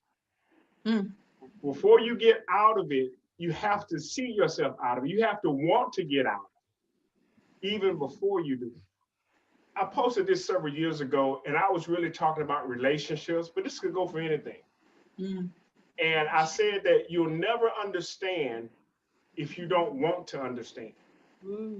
That's powerful. Yes. Repeat And that for the people in the back. you'll never That's so powerful. understand if you don't want to understand. And I So mean, I was powerful. talking about relationships, but I mean, that could even go even with race relations. Yes. You know, because there are a lot of people, well, I don't understand why this or why that. Well, do you want to? Do you? Because if you wanted to understand, you would position yourself so you could. But Wow. see, that really shows the heart of the individual. So yes, our mindset and how we view ourselves. I know last year was a traumatic year for so many people.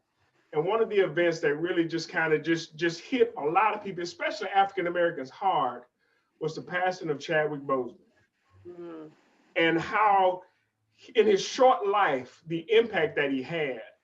And you know, even I mean, just serving as the first African American, the mainstream African American superhero that just broke every box office record up to that point. That was iconic. But it just showed me just how hungry the world is to see African excellence, Mm, to see Black yes. people at their best. And I mean, that point in time really, it made me reflect on the impact that we can have. I mean, so many children posted pictures of them with their action figures, all of their Avengers toys, laying around paying homage to the Black Panther. They had on their masks and they were standing with their arms crossed, and they felt something because they connected to him. And that's what we need to realize, that we, again, become an icon for somebody, an icon for excellence, an icon for strength, an icon for perseverance. We become the icon that our children need to see. And I mean, one that they can talk to and they can touch and they can interact with, because that's what really shows that we're real. Because most of the time, the stuff we see on TV and in the movies, that stuff is filtered, it's scripted. Yes. But when you are living an unscripted life, and yet you're still showing up, come hell or high water, you're still making a difference. That's what shows them this is how you win. Right. This is how you change the world. This is how you make a difference. You get knocked down, but you get back up. Exactly. It reminds me of this story of this coach. He had just hired a new recruit, and he called a recruit in and he told him to sit down. He says, "Listen, I want you to go out and I want you to recruit some guys, okay?" He said, "Yes, sir. Okay, I get it." The coach said, "There are some guys that get knocked down, but they get back up." He said, "Okay." But then there are some guys that get knocked down and they stay down. Hmm. There's some other guys that get knocked down, they get back up, they get knocked down again, and they stay down. And the recruiter said, "Okay, coach, I think I got it. I think I got it. I think you want me to go out and you want me to actually get the guys that get knocked down, but they get back up. They get knocked down, they get back up." The coach said, "No." The guy was like, "So who do you want me to get?" He said, "I want you to get the guys that's knocking them down." Wow. Those are the ones he wanted him to recruit. My point is that we as African Americans, we can be the hammer and not the nail. When I say we be the hammer and not the nail, in order for you to build a house, you don't hit one time and you're done. You keep hammering. You put a nail and another nail, and that shows consistency, shows persistency. If you're gonna have a strong, sturdy house, it's not tied together with one nail. And so many of us, we think that we can just do one thing and that's going to create a legacy. Or do one thing and that's going to change the world. No, we have to keep hammering. Again, we have to be the hammer and not the nails. Some of us, we become the nails.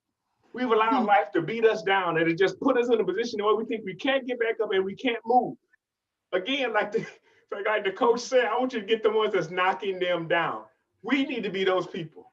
The ones that are consistently showing up and doing those things that make us iconic. So I do have another question that I wanted to share with you, and that is this. And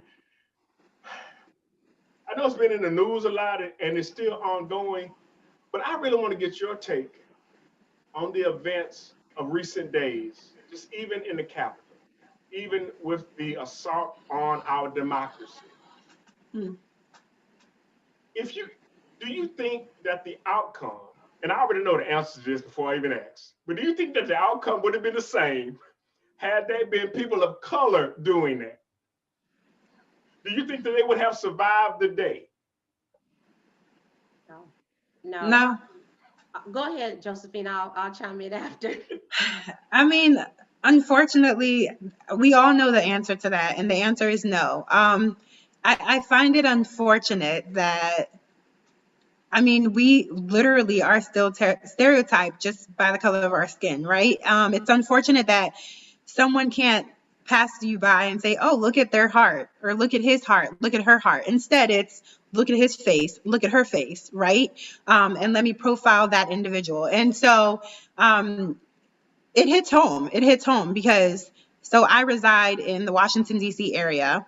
And to see such events happen and to see that there are people who still feel like that is justified is honestly sickening. And so the answer to that definitely is no, it would not have been the same result. It still shows me that we have a long way to go. It still shows me that we definitely we should continue seeking for equality. We should never stop. And it just shows that, we also are a people that, like we said earlier, that this is the time to continue to band together. We shouldn't just relax. We shouldn't just relent. I think we keep showing people that, we are strong. We are overcomers. We are confident. Right. And we're not going to be bullied, and we're not going to just be told to, sit in a certain position or told to, conform to a certain mold. We're not going to be. Gone are those days. Gone are those days. And so I think, again, like we were talking about earlier with our new vice president, that is such an awesome, marking point in history. And I think that shows that anything is possible. Anything is possible. And so with that, really, we just keep charging forward, and we do not let that moment, embitter us. That moment really taint the progress that we've already, overcome, and the progress that we've already achieved. And we just keep charging forward. We keep charging forward, and we keep showing that we're not going to put up with this. And we keep on showing that, we are a strong collective, and that's how we're going to stay. Right. Chair. Well, I will say that seeing that happen was very, very disappointing and disrespectful, to say the least.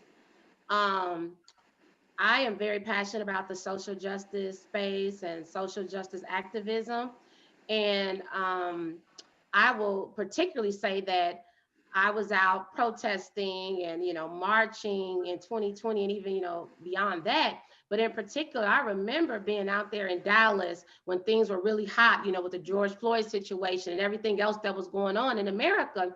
And I remember police in riot gear were all over when we were peaceful. They were there and they were ready because they knew people were going to be out. So I believe that we've seen that so much when we watch TV and we see things that have happened, with the folks out there protesting for Breonna Taylor. We see the National Guard, we see the police ready and armed. So move forward. In August of last year, I was in DC for the Commitment March hosted by Reverend Al Sharpton. And I was there amongst, thousands upon thousands of African Americans and others, right? And I remember I was on the stage area where all the families were. And I just remember thinking when we had this recent situation, I had a flashback to August. And I'm thinking, I'm standing here and I'm amongst all these families that are here because their loved one was murdered by police. They're here demanding justice. They're here in unity and solidarity, wanting, their loved one to be remembered with signs. We had a reason clowning. What are y'all even clowning for? Like literally, what are you really upset for to the point where you are going to disrespect the country, embarrass the country, because people all over the world were watching and thinking, why is this happening in America? So I just think about all that and I feel it was completely unacceptable. I believe that just like we saw what could happen with the VP, being our new vice president, we also see what can also happen. So I think, as you mentioned, we do need to stay woke because those things like that, they happen once, they can happen again. They happen behind the scenes. It's just that this was in front and people were able to be exposed. But as I close out, I just want to add this, something that really made me feel good. And I hope I'm not misstating this, but I remember watching the viral videos of the African American. I don't know if he was a security guard or a cop, but I remember he was inside of the building. And I remember it was like a mob of white people kind of coming after him. And I remember he kept, backing away. And my heart went out because I'm like, wow, this is so unnecessary. Fast forward. And I remember seeing a viral photo of him protecting VP Harris at the inauguration. Right.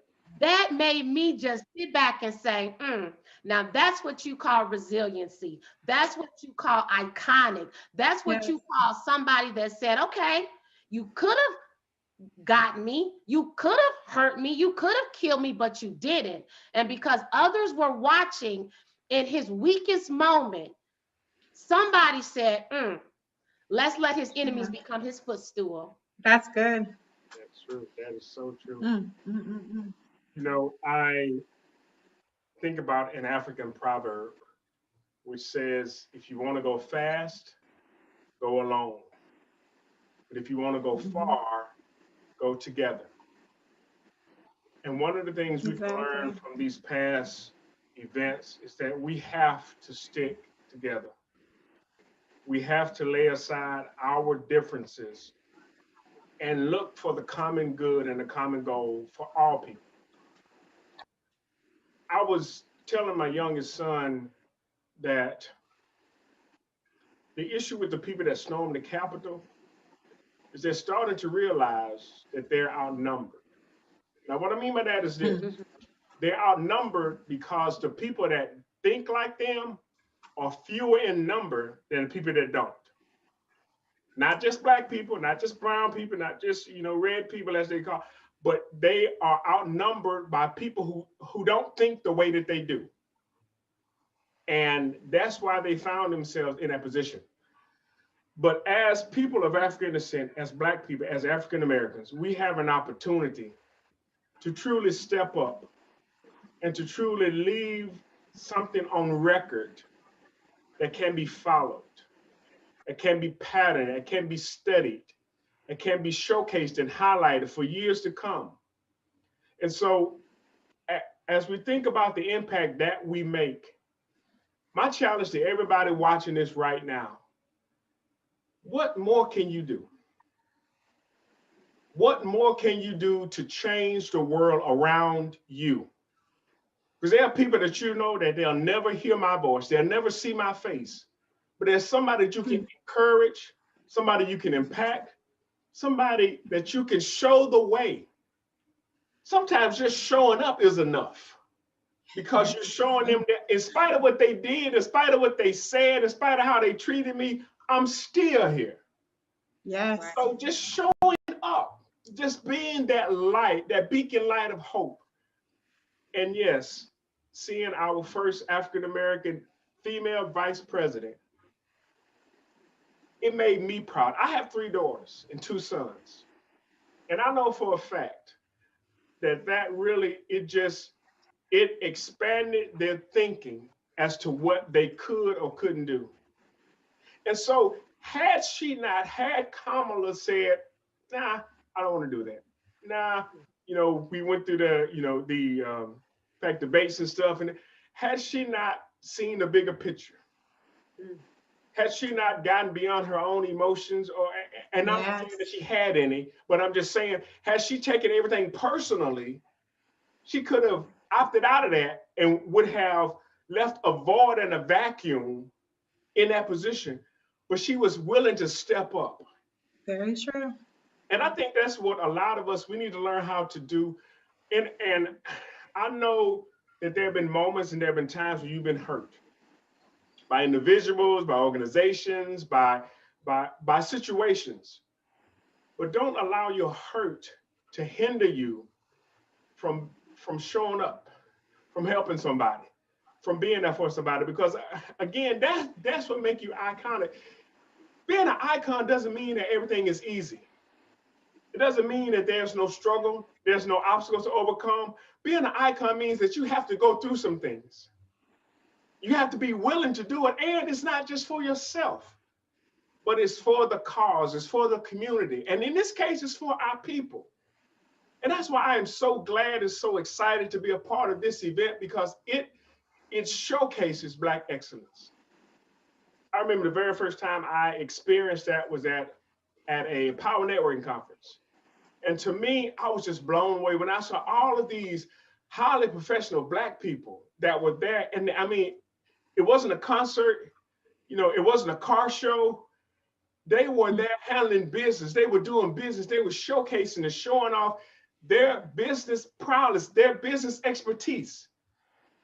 And that made me stand a little taller. It made me glad to be in the room. It really opened my understanding to the fact that we are out here we don't see this on TV. It's not shown in the news, but it's happening. And so events like this, it helps to showcase our excellence.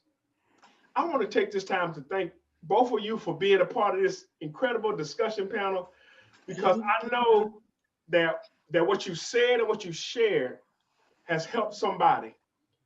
And so before we get out of here, is there any closing remarks that you want to share? Tiara, do you want to go first? Sure. Again, just thank you so much for this opportunity, for this platform. I love speaking to people because, we have a voice and we have to use our voice, right?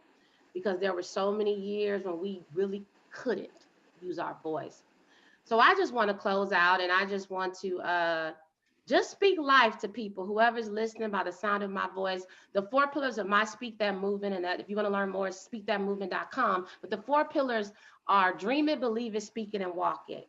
And I like to close out when I'm hosting my shows with this, because I just think it's so profound that right now in 2021, no matter what you have been through in life, no matter what cards you've been dealt, no matter what generational curses or blessings you are living in right now, I need you to dream it. Dream so big this year that it scares you. Dream so big that you don't even know how you're going to make your dreams come true. But also remember, the sky is not a limit. I hate when people say that. Mm. I fly a lot. I don't now because of COVID, but I have snuck out there a few times. But when you are flying, you fly into the sky. So how can that be your limit? It's only a destination. So dream Mm. so big, then there are no limits. But then also believe it. Believe in your dreams. Believe in yourself. Believe that everything that you need is already within you and it's around you. It's there. That's So good. believe in yourself. When That's good. nobody else believes in you, when that cheerleading squad that you thought you would have because you just dropped this great thing and nobody's really supporting, that's okay. You have to believe in yourself, and the right people that will believe in you will come, and you never know who they might be. But then you have to speak it. You have to speak life over yourself. You have to speak things into existence. You have to believe in the power of your words. And you also have to, again, be your own biggest cheerleader. I love going in the mirror and I'll speak to myself when I'm having a down day. Tiara, you got this. Tiara, keep going, girl. So I would encourage y'all out there, speak life over yourself. And last but certainly not least, walk it. In 2021 and beyond, it is time to walk it. Walk by faith. Even when we don't know what lies ahead. 2020 showed us we don't know what the next day, the next month, the next year will bring. So walk it now while you have breath in your body. So Mm. walk it, walk it, walk it. Walk it unapologetically, walk it boldly, and walk it as if you are an icon. My name is Tiara M. Tucker, and I just want to thank you for this opportunity. All right. So powerful, Tiara. I love it, love it, love it. Huh. Wow, so much to say, so much to say. I want to say again, thank you as well for just this awesome platform to be able to talk to people and connect with people, even though we might be in different places. That's the awesome thing about being virtual, that we can talk to someone in Japan, we can talk to someone in Atlanta, we can talk to people all over the world. And so if you are listening to me now, I want you to know that you have a purpose. You have a purpose. We are all created for a reason. When we leave this earth, hopefully not soon, right? Everyone knows when you're born, right? And we don't know when we're going to go. And so really the in between is that legacy period, right? What did I do with my life? What did I become, right? What did I become? And what did I do with the talents that I was given? And so I just really want to encourage everyone, like Tiara stated, be your own champion. Okay. When no one else is championing for you, advocate for yourself.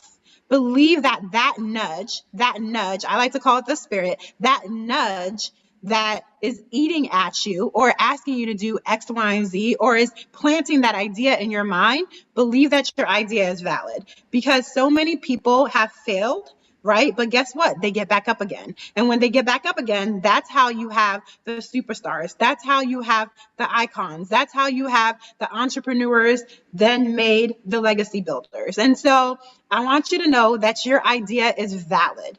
It is valid. If no one has told you today and you're waiting for someone to tell you and champion you and echo that little, that saying to you, then I am that echo. You are valid and your ideas are valid. And so again, I am Josephine Osheni of Career Restyle.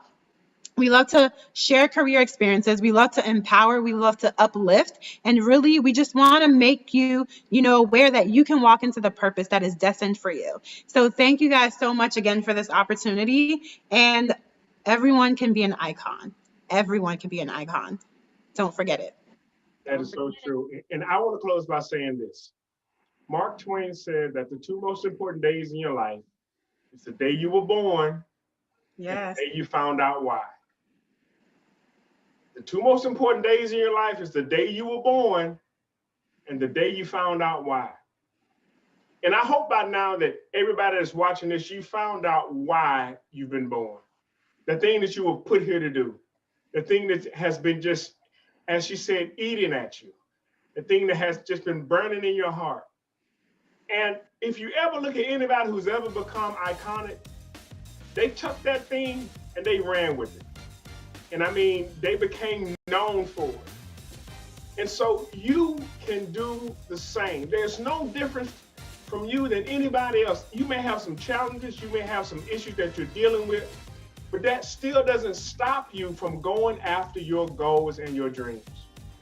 Because in doing so, you are going to change the world. Even if it's just changing your world. You become the world to somebody. And you can do just that. So I want to encourage you, don't give up and don't quit in what you're doing. Hey, look, this is Saucony Prince, and I am so excited that I was asked to be the moderator for this particular panel discussion. I want to thank you for tuning in, and I know that you are having an iconic time at the Iconic Summit. Look, we'll talk to you later. Bye. Thank you. Bye-bye. Thank you.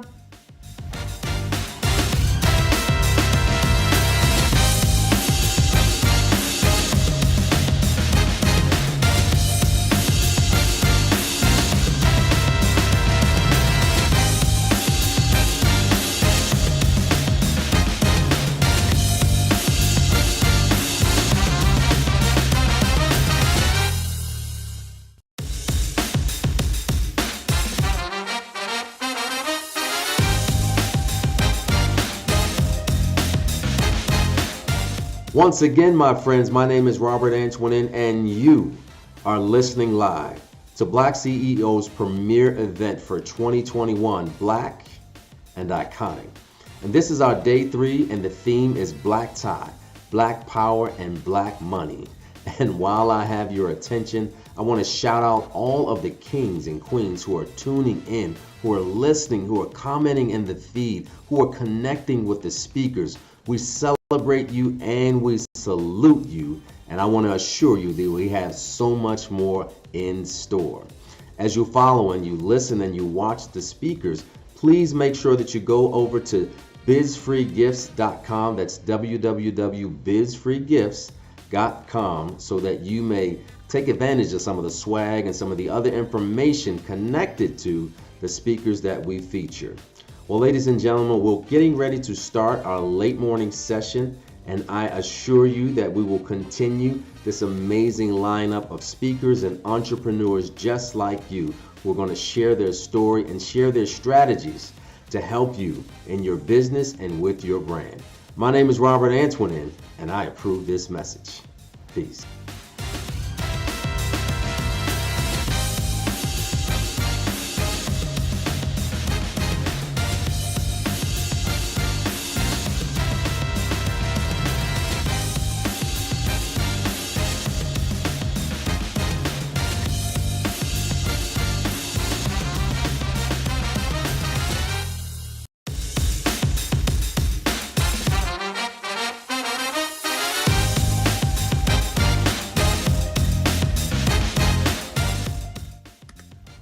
Close your eyes and let's travel to 2053.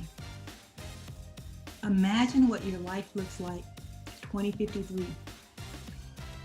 How do you envision it? Are you enjoying your retirement? Taking annual family vacations? Your family, imagine your children.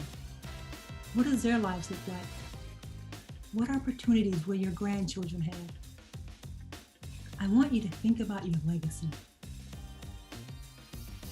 Now, imagine checking your bank accounts and the balance is zero.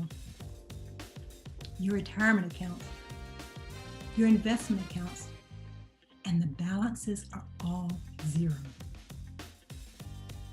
Imagine your children and grandchildren with zero wealth.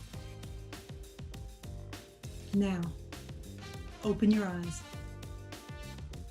This is predicted to be our reality. The median wealth of Black families is predicted to drop to zero by 2053.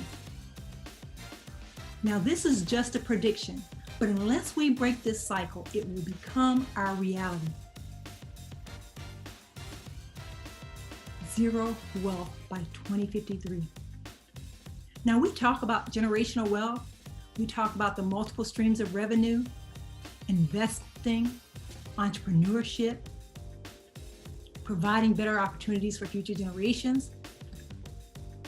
But what we're not talking about is once we obtain the wealth, how do we secure it? Because by definition, generational wealth is wealth passed down from one generation to the next. And if we're at zero in 2053, we won't have any wealth to pass down. So we have to start securing our wealth if we want to provide better opportunities for future generations, if we want to bridge the racial wealth gap, and if we want to disrupt this prediction from becoming our reality. And in order to do that, we must secure our wealth.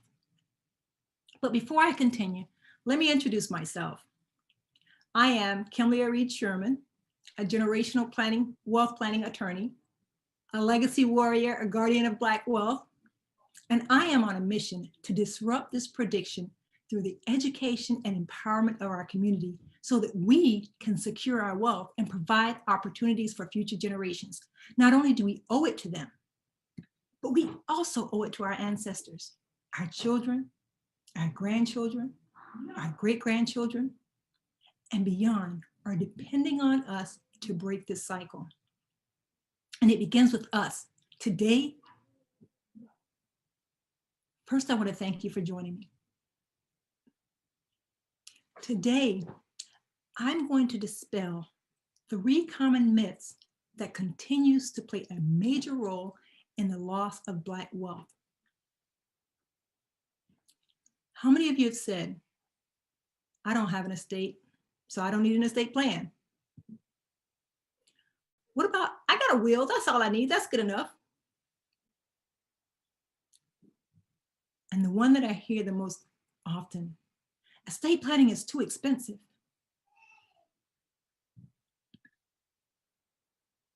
Well, if you've said this, you're not alone. These are the 3 most common myths associated with estate planning. And I'm here to dispel each of the lies that have robbed our community of its wealth. First, I want to start with the first myth.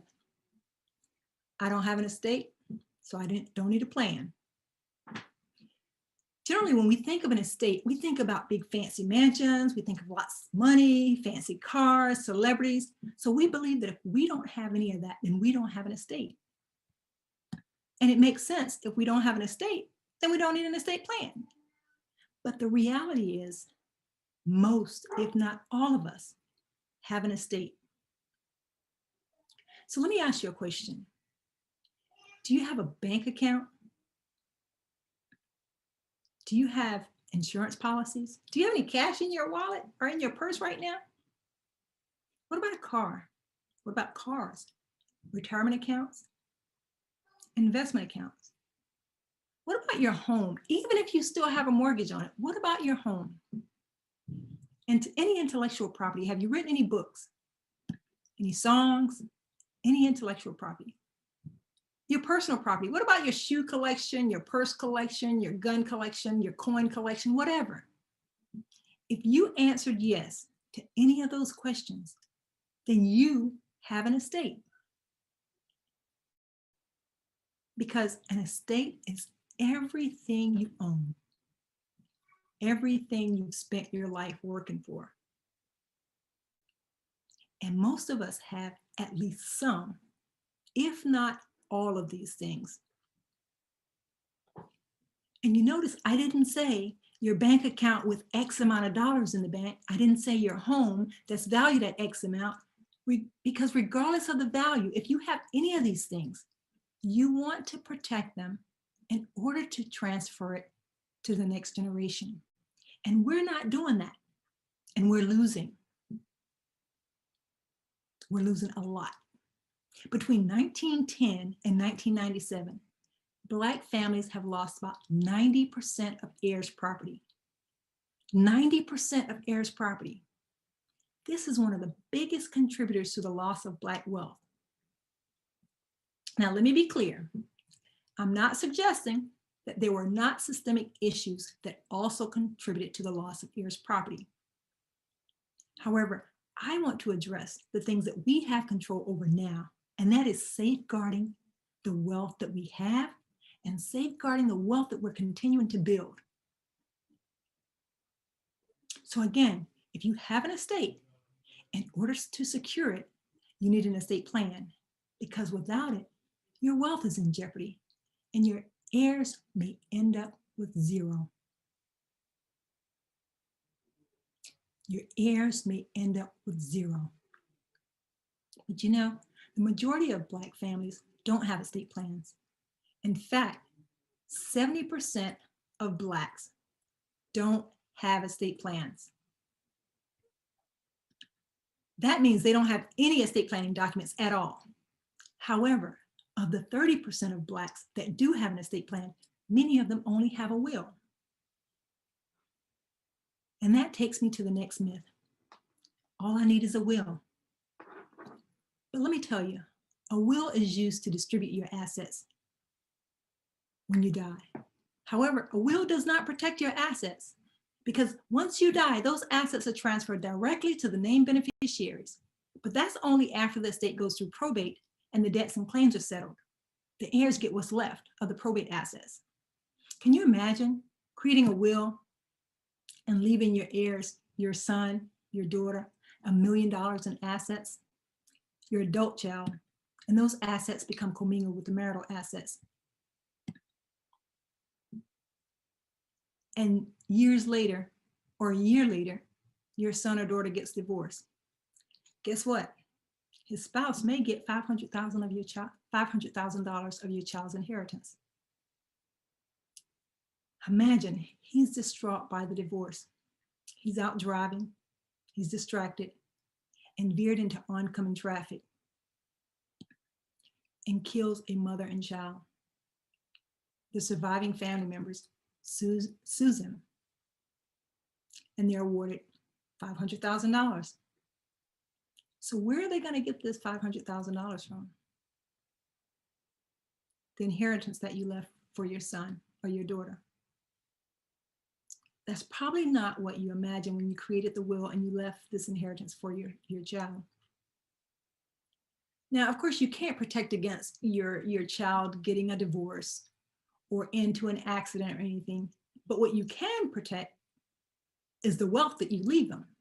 You can protect the wealth that you leave your child against the possibilities of divorce, against the possibilities of any lawsuits, against any type of judgment against them. You can shield those assets against what I call creditors and predators. So Kim, how do we do that? You can create a trust. There are several types of trust. So for the sake of time, I'm just going to speak about trust in general terms. Because when we think of trust, what's the first thing we think of? Trust fund babies and wealthy people, right? Well, you don't have to be super rich. You just got to want to protect what you have. And let me explain. First, let me explain to you what a trust is. A trust allows you to transfer legal ownership of your assets into this legal entity, the named trust. So essentially, you no longer own the assets. The trust becomes the owner of those assets, but you maintain use, control, and enjoyment of those assets. And you get to create the rules regarding how the assets are to be used, by whom, and under what circumstances. In the previous scenarios, let's just take a look at the previous scenario. If the inheritance had been placed in the trust, your son doesn't own those assets, right?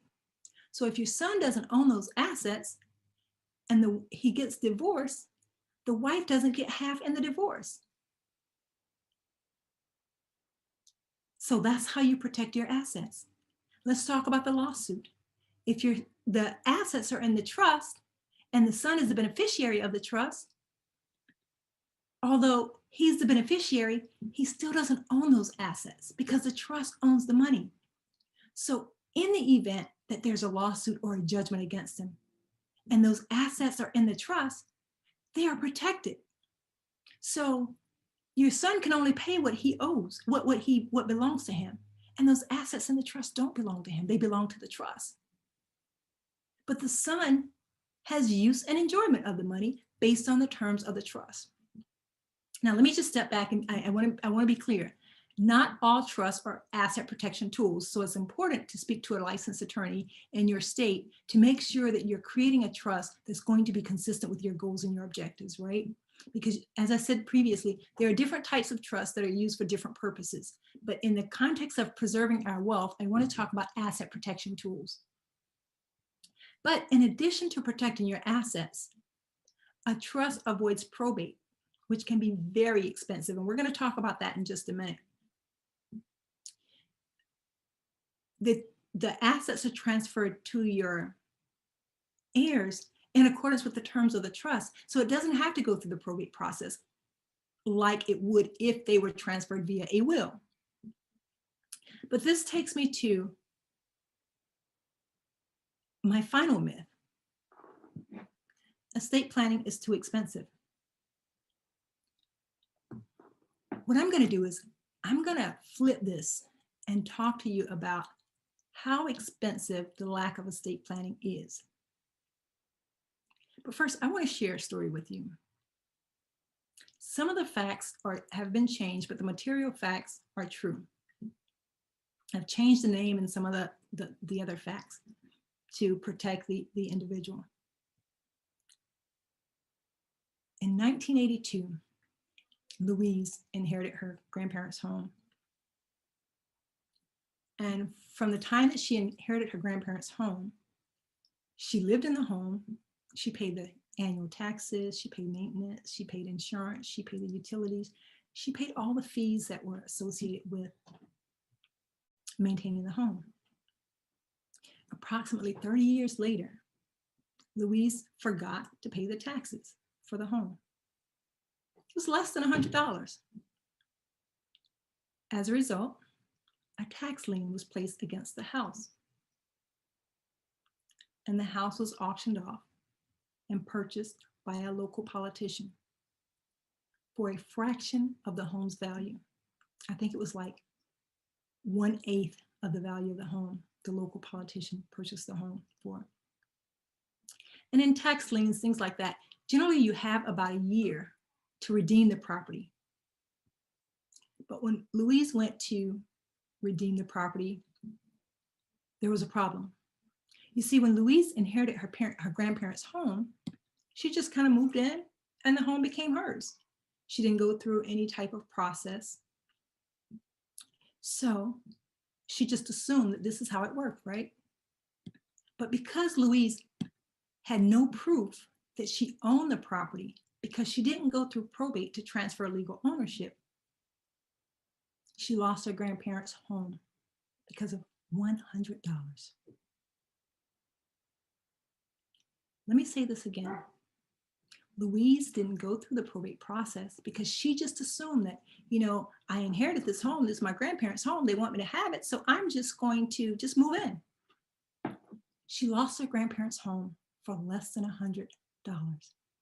A properly structured estate plan could have prevented that loss. But that's not it.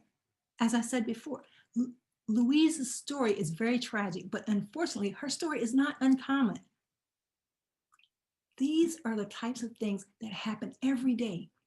In fact, the Department of Agriculture reports that heirs property is the leading cause of Black involuntary land loss. Heirs property makes up more than 1/3 of Southern Black-owned land. That's approximately 3.5 million acres valued at more than $28 billion.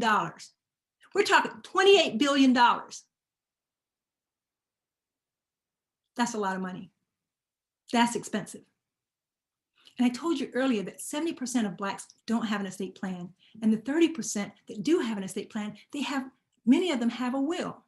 And I also told you that a will is not a tool to protect your assets. So we're talking about $28 billion that's in jeopardy. Billions of dollars in Black-owned land that is in jeopardy because there aren't estate plans to protect them. I get excited when I'm talking about this stuff because this is personal to me. I understand what it's like to lose your family member's home that they worked so hard for. But you know what? Since 1910, African Americans have lost hundreds of billions of dollars in heirs property they inherited from our ancestors. Between 1910 and 1997, Blacks lost about 90% of their land. And you think estate planning is expensive? No, not having an estate plan is what's expensive. Not having an estate plan is the equivalent of playing Russian roulette with our wealth. Not having an estate plan is the equivalent of playing Russian roulette with our children's future.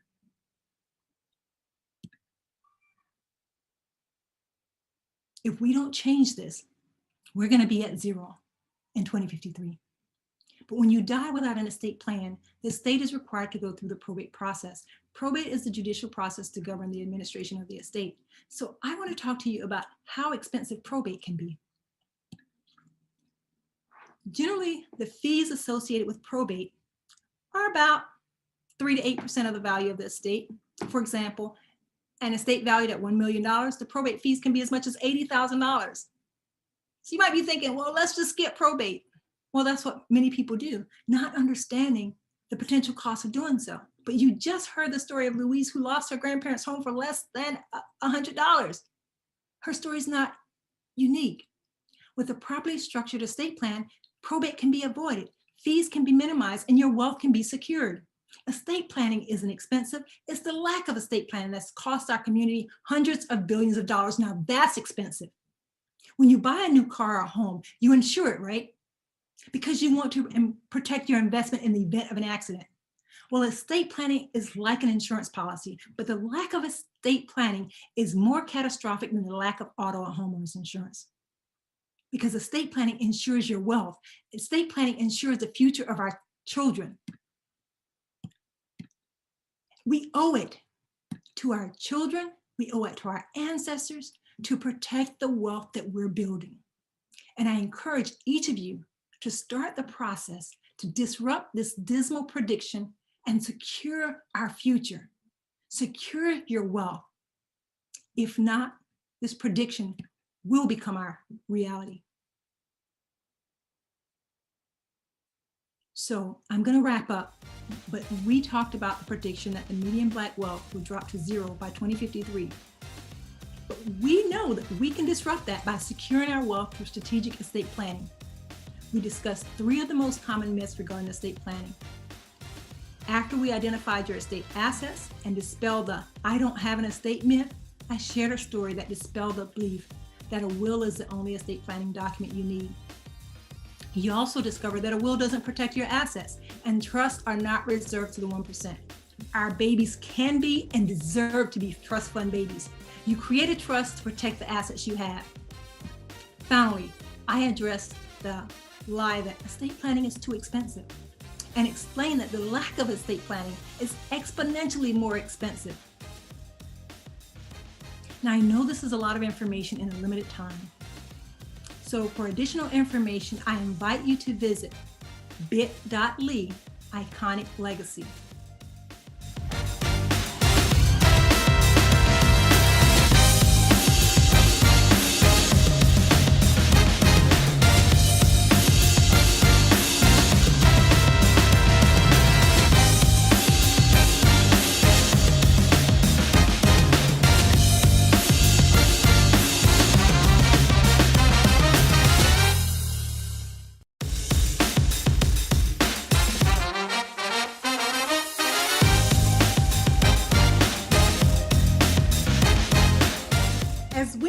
Our journey, I'd like to ask you this question. Are you walking in purpose? My name is Dawn Stargell Moore. I am the founder and CEO of More to Life Consultants. And today we're going to talk about purpose. I'd like to know if you're ready to be iconic. I think the answer is yes. And that's why you're here. Well, you've come to the right place. And today we're going to talk about what happens in the blink of an eye. I am blessed and honored to be here with you today. And I would like to thank Trevor and the iconic team for an amazing opportunity and to be able to share with you. So now I know we're here virtually, which is a little different for all of us. So if I can't see your hands, what I'd like for you to do is just to kind of take a journey with me. How many of you plan to be in a pandemic this year? Well, I know I certainly didn't. And while we didn't expect to be in a pandemic in 2020, we know that God ultimately had a view and he knew what we were going to experience this year. So ultimately, when we think about the social unrest, the election cycle, and just anything that could have gone wrong in 2020, what we can't do is we can't worry about what others are doing. We can't worry about the things that are happening around us. We can control us. We can control our mindset. And ultimately, this is about changing your mindset and developing a can-do attitude so that regardless of what's happening around us, we may shake, but we're not going to crumble and we're not going to break. We're going to keep our faith and we're going to stay grounded in our principles. So if you're ready to get comfortable being uncomfortable, if you're ready to recognize that you are worth the effort, and most importantly, if you're ready to make every moment count, then I want you to stay with me and join me along this journey.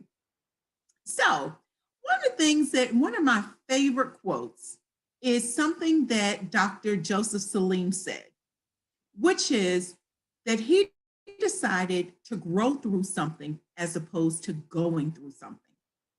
That's powerful. That is powerful. So not only was he one of the exonerated 5 that was wrongfully tried and convicted of a crime that he did not commit, instead of being a victim, he decided that he was going to learn through that process. And that is very valuable.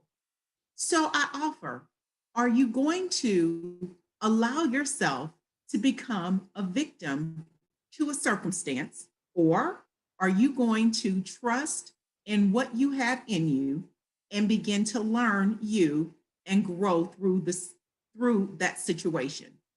And if you're anything like a client that I have, I think that you're going to say yes to growing, which is a part of being comfortable, being uncomfortable.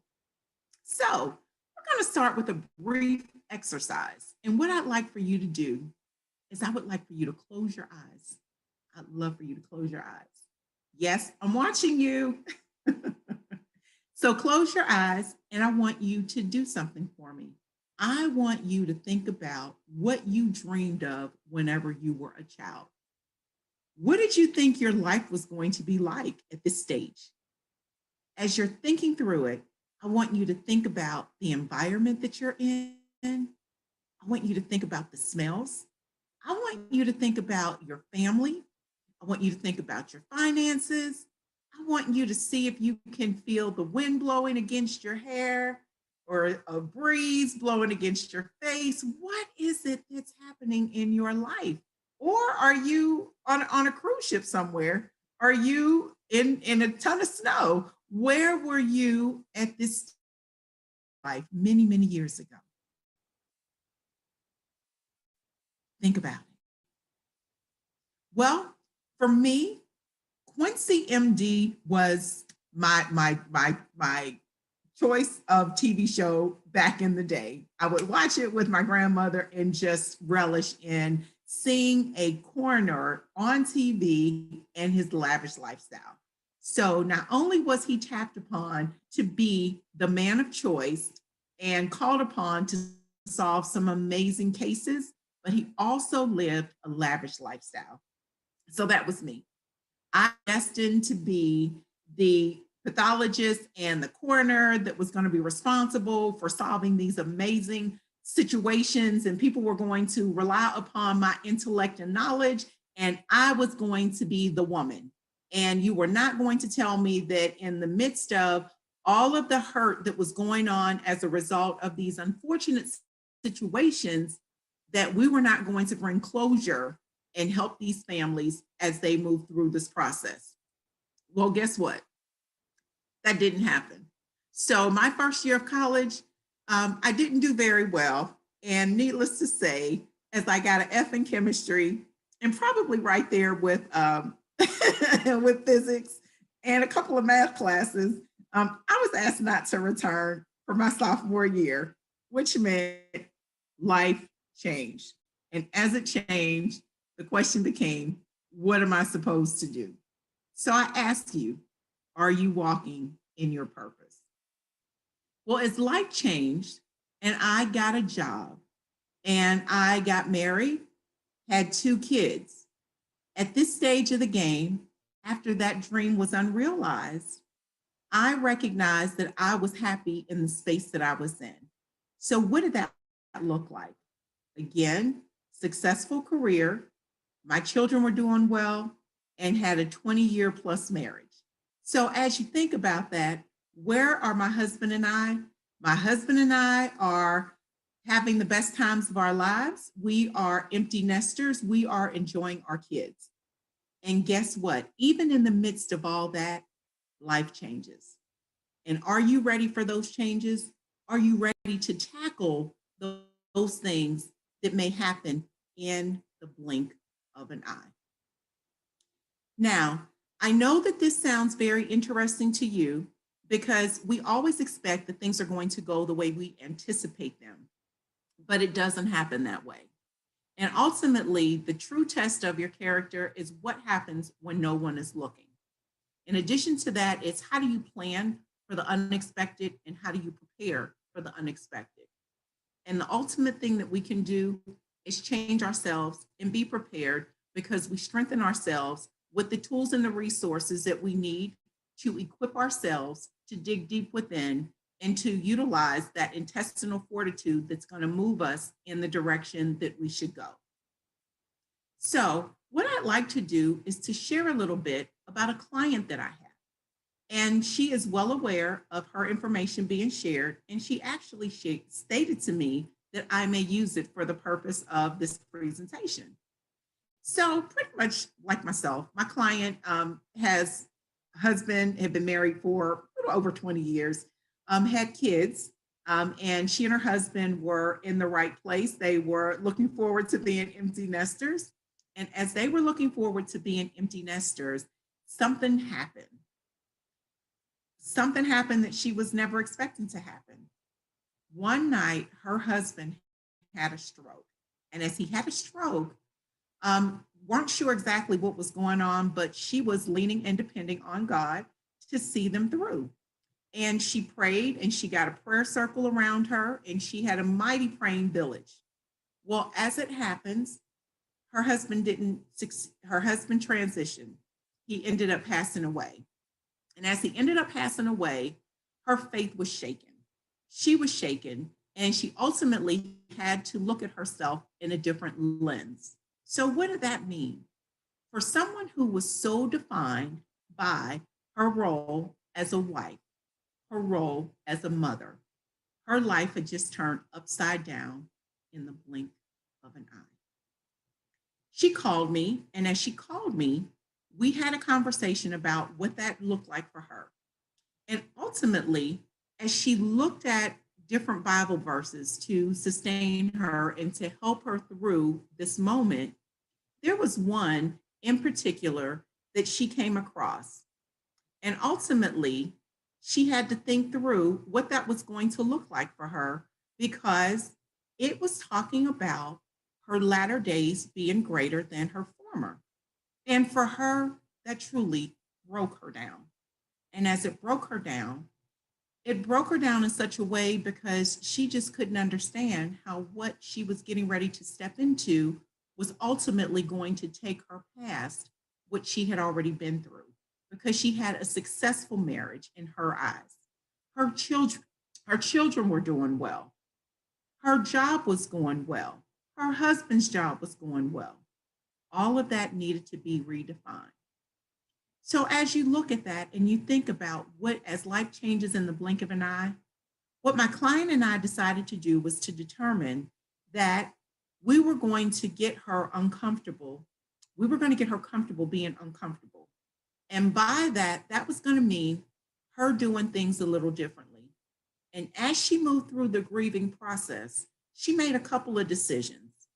One was that she was going to be intentional about her movement. Number two was that she was going to sit in her grief and that she was going to understand what that was and she was going to process that grief. And then most importantly, she was going to then be able to be a testament and a testimony to those that were going through the process. So again, I asked the question, are you walking in purpose? So my client decided that there were a few things that she wanted to do. She was going to invest in herself. She was going to find a mentor, and then she was going to put a plan in place. So while we all have dreams, and that was the purpose of us starting this conversation, our dreams are truly defined by the things that come to us at night and that we think through. So yes, we are going to dream big and we want to dream big. But ultimately, we also understand that in order to move from dream to fulfillment to execution and implementation, that we have to create a plan. And as you know, as we create this plan, then we know that we have got to start with some SMART goals. And our SMART goals are specific, measurable, they are attainable or achievable, they're measurable, and they're time bound. So when you think about that, you're thinking about your dream, and then you're putting a plan in place. And as you're putting a plan in place, then you're moving towards execution. And this keeps you on the path to movement. So I'm going back to my friend, because as my friend and I had this conversation, there were some things that she did. So she made a commitment to herself to get up every morning, to read her Bible, to meditate. She also said that she was going to get a mentor, an accountability partner. And as she did that, then she was able to begin to move in her purpose. She began to get comfortable with reaching out to her accountability partner and being completely sure that she was going to be held accountable for the things that she said she was going to do, and that she was going to be measured against her own commitment. It was okay that she wasn't perfect at every stage, because we recognize that life happens. And as life happens, you have to be ready to make the change and pivot. And because things don't go the way you expect them to go the very first time or in your first endeavor, you don't give up. You recognize it, you make a modification, and then you begin again the next day or the next moment even. In addition to those things that she did, then she also gave herself grace, and she began to track and recognize herself for the little things that she did do. So ultimately, I'm going to come back to her in a little bit, but I did this to showcase a few things. We all have things that are intrinsically inherent to us based on our life circumstances. Everything that we have done in our lives has brought us to this moment and today. What does that mean? Every handshake, every smile, every relationship, every failed relationship, every job, every disappointment, every encounter that you've had gives you the experience and the exposure to take all of that in and to process it, to determine then how you choose to move forward. So remember, we can't change what everybody else has done. We can only focus on us, making sure that our life experiences that we're gleaning from those, we're recognizing those, and we're pulling out those talents in those moments that they're called for and in those moments that we need them. So again, I ask the question, are you walking in purpose? We think about one of the Bible stories that's there, And it's about a master that is leaving and has summoned his servants and said, here, I want to give you all some talents. He gave one servant 5 talents. He gave another one 2 talents. And as he gave out the talents, the one that had 5 went out and doubled the talents. The one that had 2 went out and doubled the talents. They didn't look around at each other and say, hey, how come you have what you have? Can we swap these talents because yours look better than mine? They didn't do that. They went out, they doubled what was given to them and came back, and the master rewarded them. And as the master rewarded them, he told them that he was giving them more because they had done well with what he had already given them. Now, we can't forget about that one that chose to take that talent and bury it. Not only bury it, but bury it in a barren land. So there was nothing that was ever going to come of it. So I ask again, what are you doing with your purpose? Are you walking in your purpose? We have a finite time to do things in life. At some point, when we get to the end of our journey, we want to make sure that not only have we pleased God in our path, but in addition to that, we want to make sure that we have lived a fruitful and fulfilling life. And if you are not taking advantage of each and every moment that you are given, then we got to go back to that one servant, and we got to reckon ourselves to that servant and understand that we did not do what we were supposed to do with our talents, and therefore we didn't grow. And we remain stagnant, and that's not good. So ultimately, we have 24 hours in a day. Typically, most of us are working at least 8 hours a day, which means that there is a third of our lives that we are committing to doing something. With that third of our lives that we're committing to, typically with an employer, if you're not happy with that 8 hours that you're spending, that means that that is a third of your life that you are losing each and every day. And that's a third of your life and a third of your time that you will never be able to get back. So I ask you, are you walking in purpose? So back to my friend. The small things became big things for her. The small things became big things. So she moved. We got excited about her movement. She set goals. We got excited about her goals. We got excited because each and every goal she created SMART goals. And as she created those SMART goals and as she crushed those SMART goals, then we were recognizing her performance. We recognized her ability to get up and move. And in time, she began to recognize her purpose. She began to recognize that God had put her on this earth for the purpose of helping others. She decided that she was going to invest in her and get the training that she needed so that she could continue to cultivate the purpose that she had within her so that she could share with others. So, what are 2 to 3 things that you all would like to accomplish? What are those couple of things that are on your bucket list that you've just kind of put to the wayside? Whenever we talked about where your life would be at the beginning of this conversation, is there a reason that you're not there?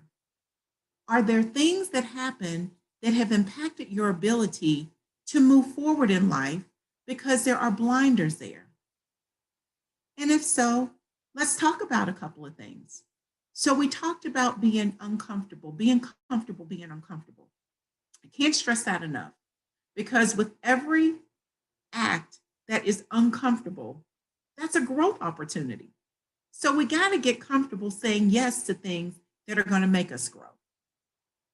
In addition to that, we got to make sure that we're around people that are going to cultivate our goals and our dreams.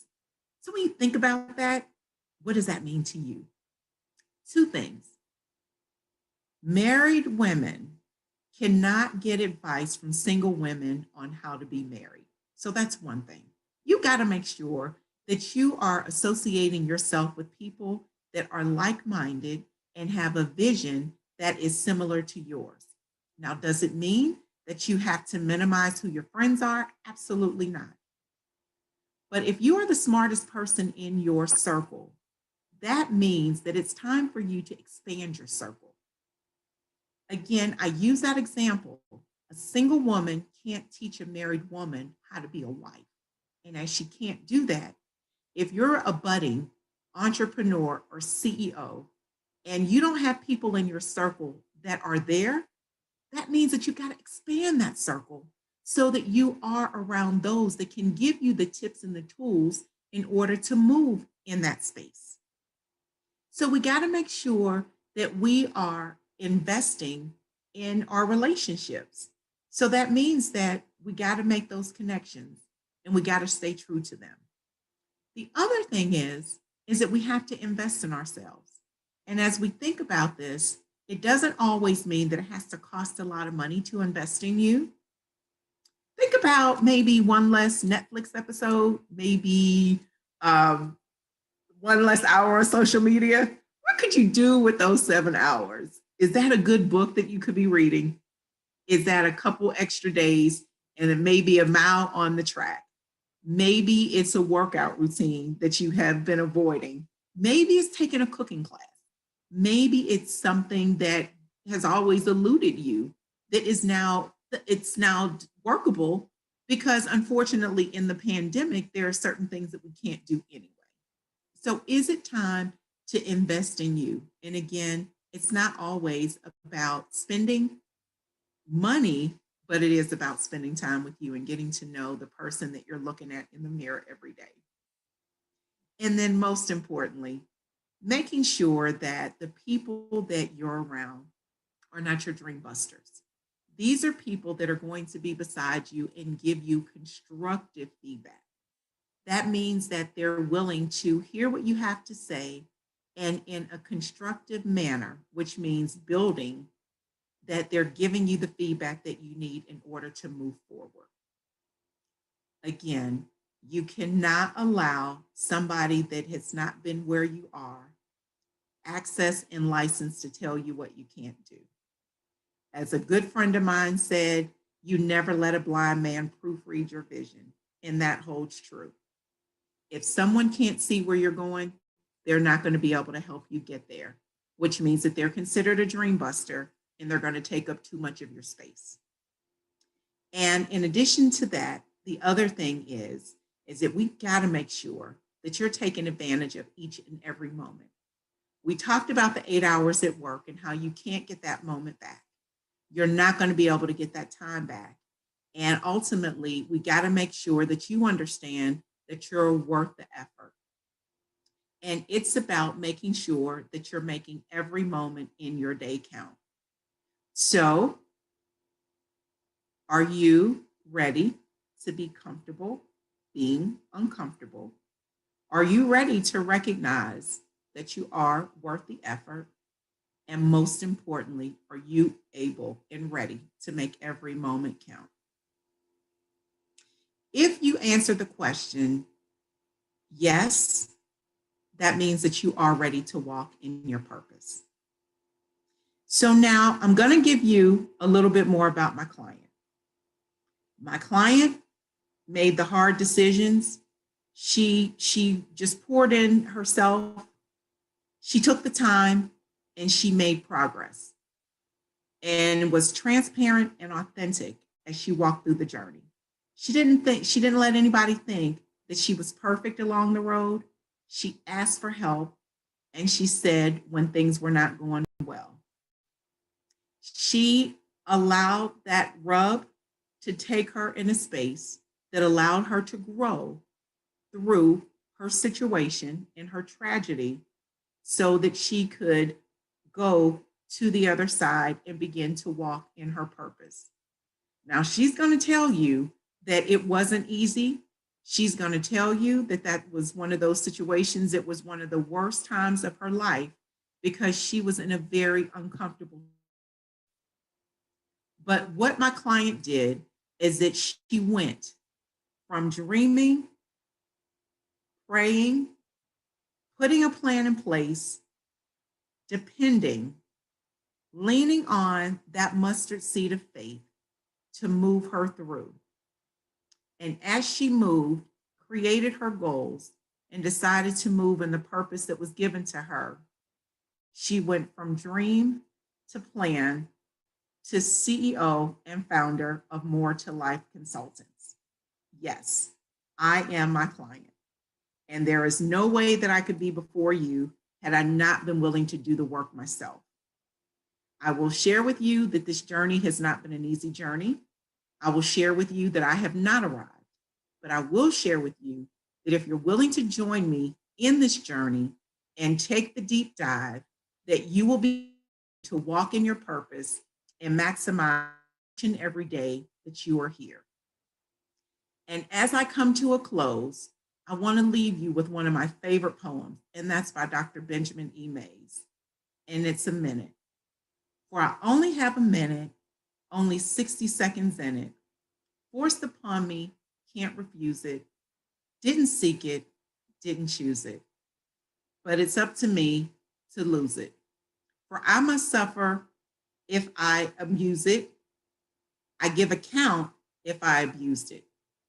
Just a little tiny minute, but all of eternity is wrapped up in it. I share with you that your life is not an accident. Your participation today is not a coincidence. I know that you are serious about moving because you clicked on this workshop. So again, if you're ready to get comfortable being uncomfortable, if you recognize that you are worth the effort, and if you're ready to make every moment count, then I would love to connect with you. And we are here because we are iconic. We are ready to be iconic, and we are ready to walk in our iconic purpose. And I would love for you to share with me or to connect with me as we complete this presentation. And I am going to share my contact information, and again, would love for you to connect. My name is Dawn Stargell Moore, founder and CEO of More to Life Consultants. And life changes in the blink of an eye, and we want to make sure that you are living your best life on purpose. Again, Dawn Stargell Moore, founder and CEO of More to Life Consultants. I may be reached at m2lifeconsultants.com. You may reach me at 855-888-2840 or connect at info@moretolifeconsultants.com. Again, thank you for your time, for your engagement, and may God bless you.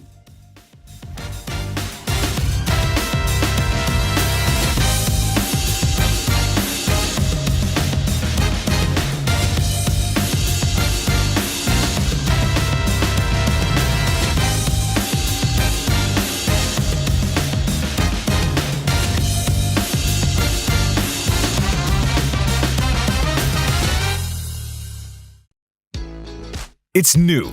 It's exciting. It's the talk of the town. It's the Black Millionaires Matrix. If you haven't heard, you will. The Black Millionaires Matrix is the new rich. It's a resource of collective efforts that teach the rules of the money game. If you ever wanted to understand how to master the money game so that you can leave a legacy founded in wealth, here is your chance. Inside the Black Millionaires Matrix, there's a meeting of masterminds. A collective consciousness that is woven in every member, tied to build character and strength. As excellence is the standard, anything less is a fail. Would you join a club designed to engineer Black millionaires?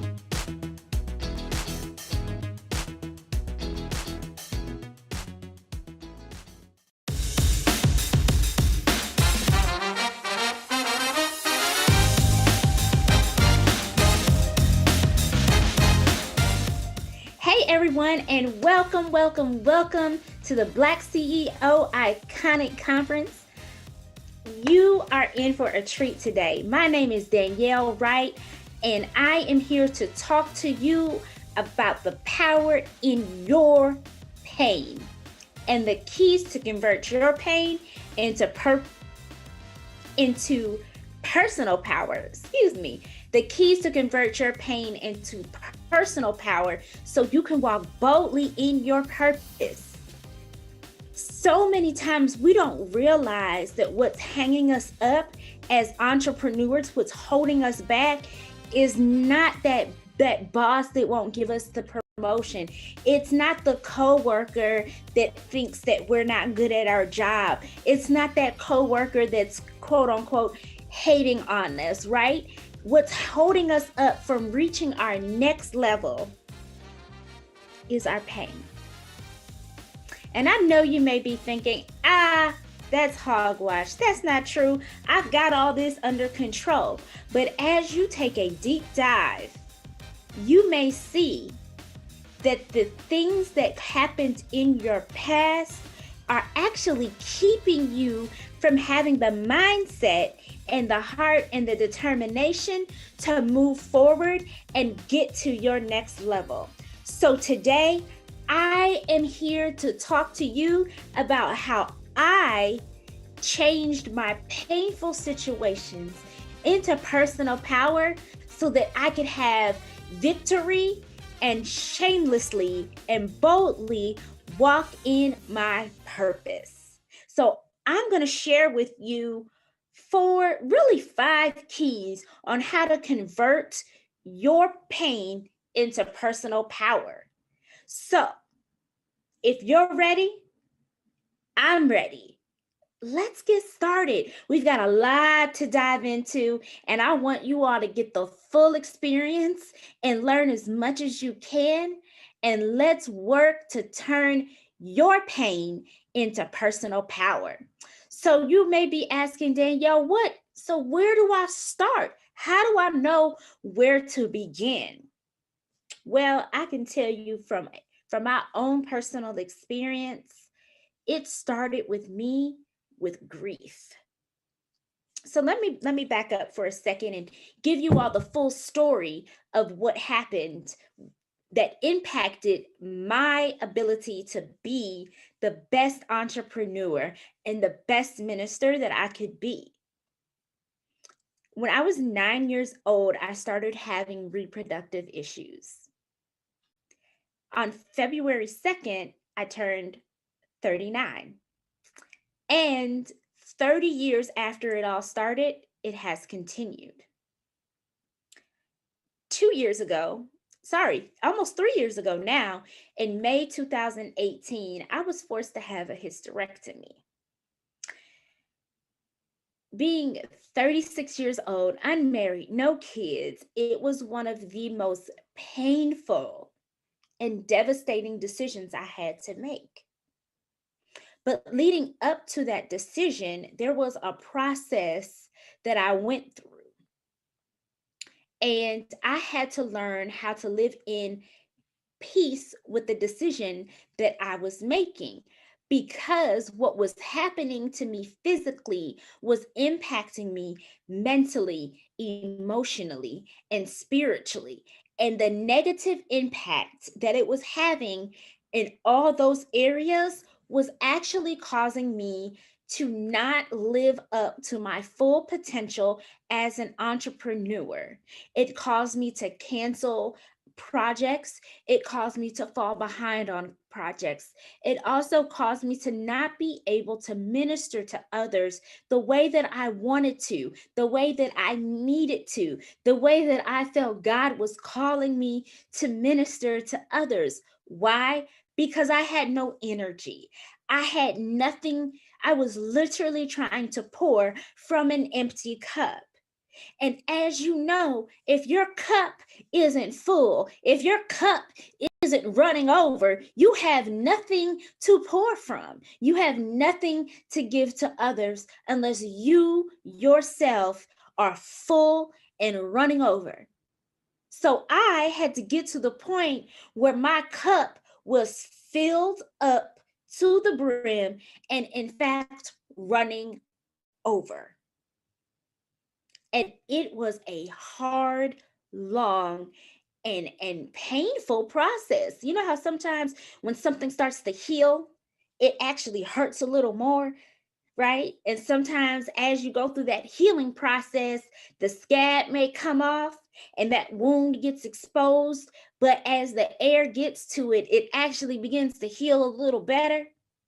It's the same thing, that same process, that same feeling happens to you internally with your emotions, with your mental, with your heart and your head being connected. It's all a process that you have to not try to skip over, but go through so that you can overcome the painful situations in your life. And I want to encourage you that you cannot skip any part of the process, right? Because then you're going to grow up and have developmental issues. And that's not what you want. So in order to convert your pain into personal power, baby, you got to go through the process of healing. You have to go through that conversion process. And sometimes it's going to cause a little bit more pain. But I think that where we all start when it comes to dealing with our pain is with grief. And so as I was going through the grief process, I want to review this with you all so you all are abundantly clear on what grief looks like. Now, we all go through the grief process. The first stage is denial. It's the unrelenting feeling that what you're going through is not actually happening, that what you're dealing with is some sort of farce. It's some sort of fantasy that one day you're going to wake up and the situation is going to be gone. You don't believe that the things that are happening to you are actually happening to you. The second thing is, once you realize it's happening and it is real, you become angry. And that's okay. I want you to be angry. I want you to be upset. But I also want you to realize that in your anger and in your disappointment, you need to find a safe place to express your anger and express the way you feel and speak what's on your mind. The third step of the grief process is bargaining. And I call this, let's make a deal. I did this a lot when I was dealing with the decision to have a hysterectomy and stop going through the processes of a surgery for this and a surgery for that, and having a mass growing on the outside of my uterus. Well, and not even on the outside, it was actually embedded in between the walls of my uterus, and it was inoperable. The only way to get rid of it was to have a hysterectomy. And so I thought I could make a deal with God. Let's make a deal, God. If you do this for me, if you heal this, if you make this mass disappear, then I'm going to do this. Let's trade off this experience so I can have that experience over there. So you begin to bargain. You begin to say, if I could only do this, then this would happen. And then you move from bargaining, and when you realize you can't bargain, you can't trade anything off, the depression sets in. You have this overwhelming sense of sadness that you seem doomed. You feel doomed. You feel like there's no hope. And you have to understand sometimes that it's okay to not be okay. And it's okay in your depression not to stay in your depression, but to get the help that you need to get up out of it. It's okay to not be okay. And it's okay to get the help that you need.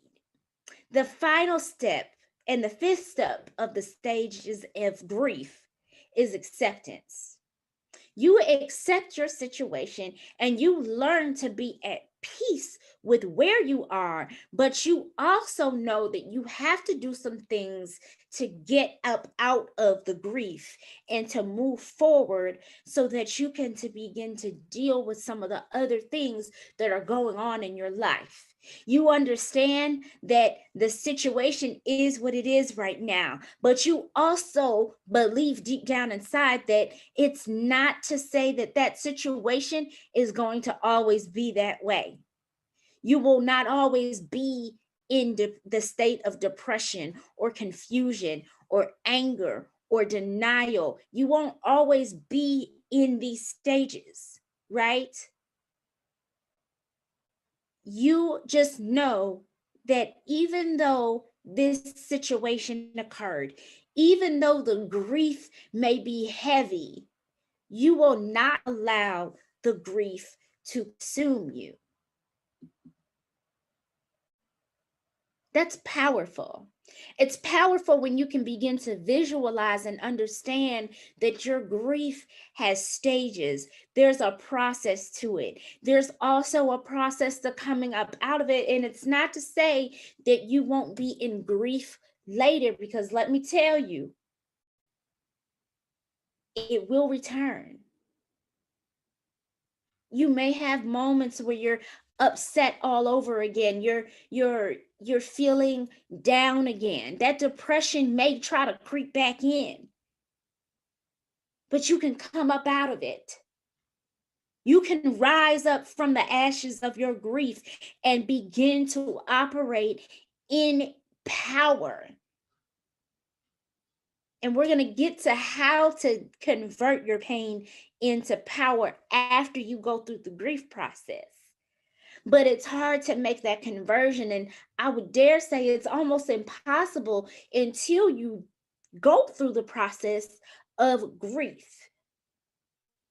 And the reason is, like I said before, you cannot skip any step in this process. Once I went through the grief process, once I understood that I needed a hysterectomy, not because I didn't want to have kids, not because, it was the only thing that the doctors could do, right? I was on several treatments. I was dealing with several situations that I felt maybe I could take a little more time. But it wasn't until 2 instances occurred and I hit that acceptance stage. The acceptance stage started when I was at my parents' house.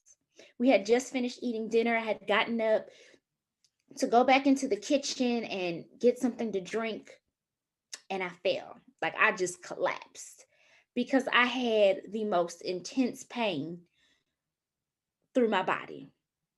And I had started to bleed again because I was passing a clot. And the clots were typically about the size of the palm of my hand or a little smaller. The pain would be so intense that it would wipe me out.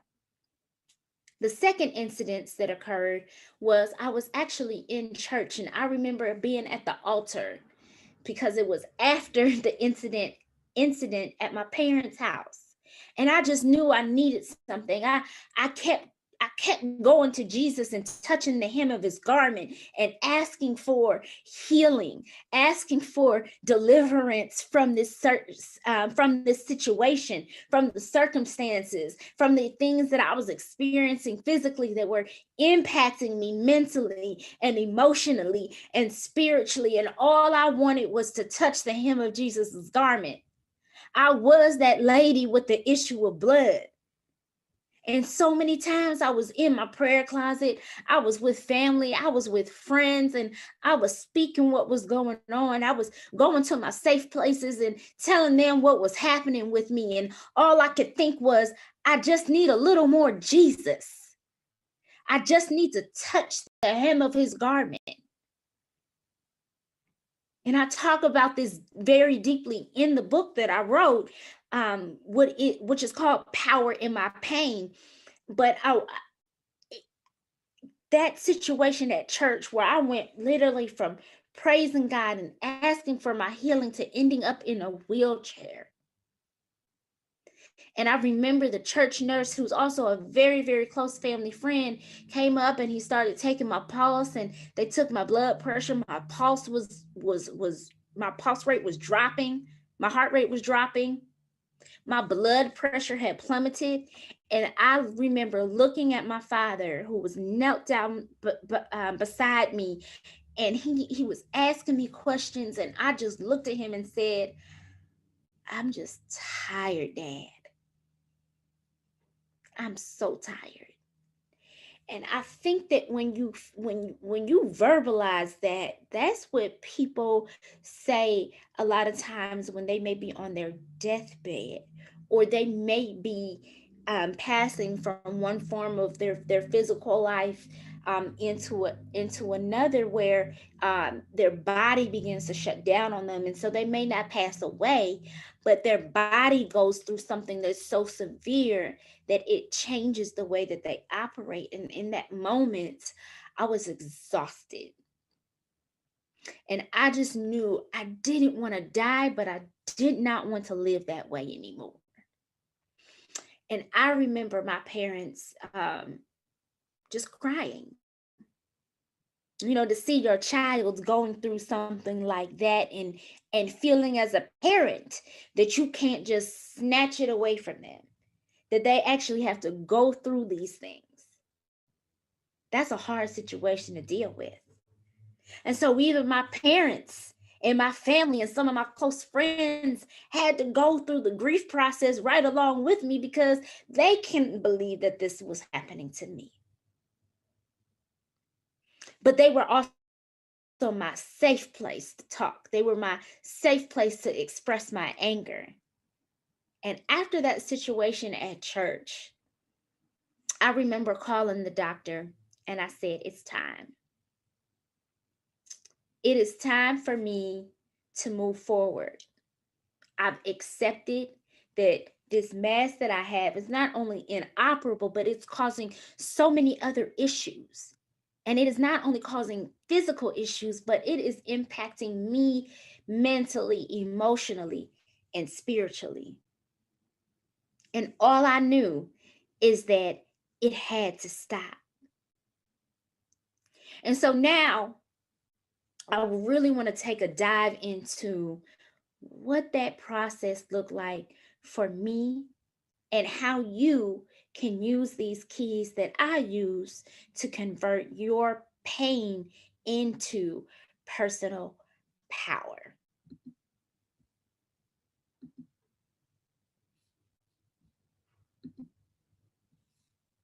So we already talked about the stages of grief as the beginning of that conversion process.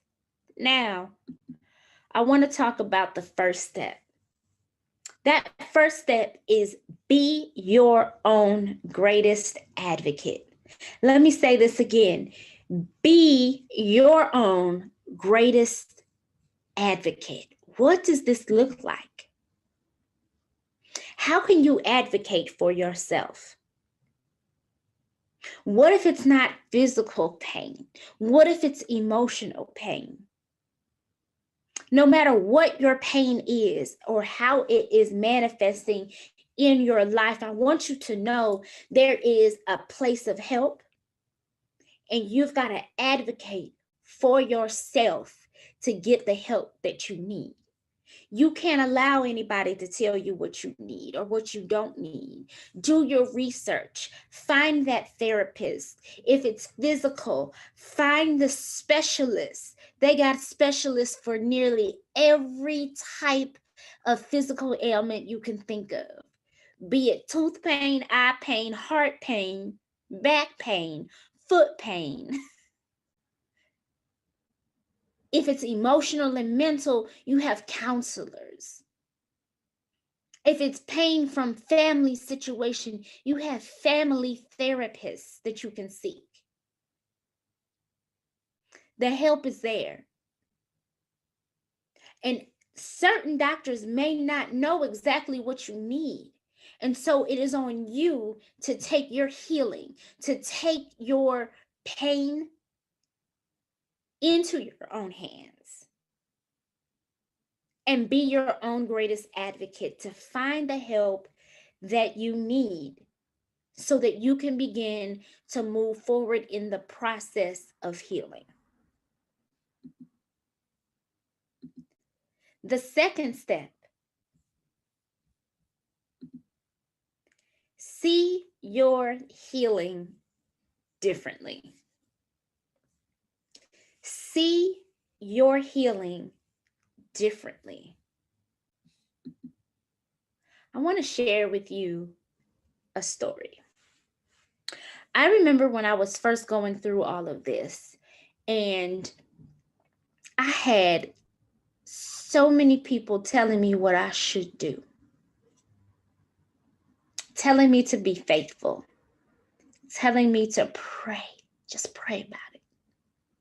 But that wasn't enough. It wasn't enough to just pray. And I know for those of you that are Christian or you believe in a higher power, you can maybe feel what I'm saying here a little more, is that prayer is okay, but action is equally as important, right? So while you're praying to God to heal you and fix things, understand that you've got to act. That's where being your own greatest advocate really comes in, because you begin to seek the help that you need.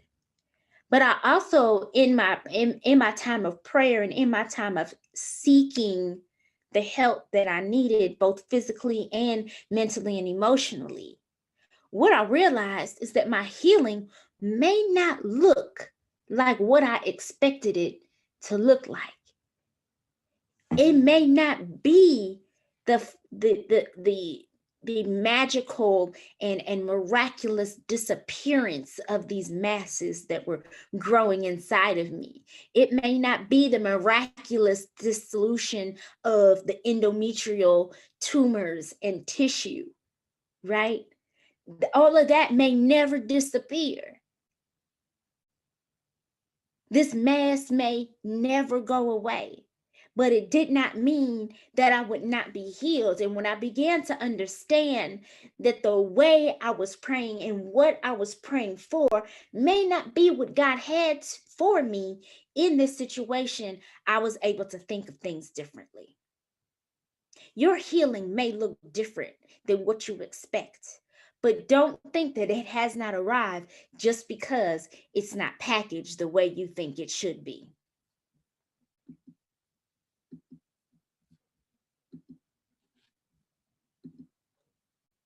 The third step,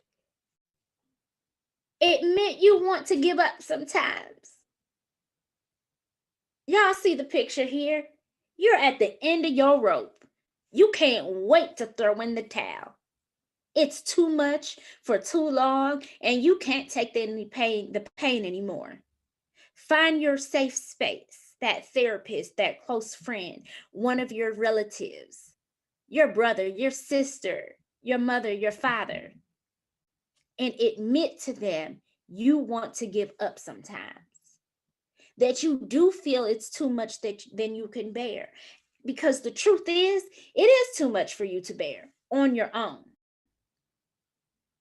But God said he's never going to put more on you than you can bear, but it's with him. What you can bear is unlimited when you are putting it on Jesus. You're putting it in the hands of God, right? That's when it's never too much for you to bear.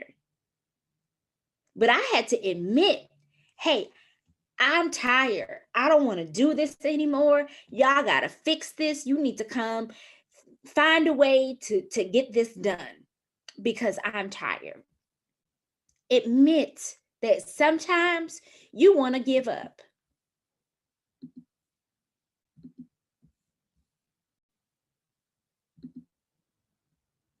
The next step, you have to stop talking about your problems and look for solutions. Let me say that again.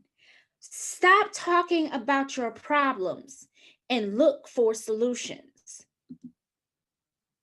The importance of this is a mindset shift. You're shifting from always thinking about all the things that are going wrong, all the things that happen with your pain, and you're looking for ways to heal that pain.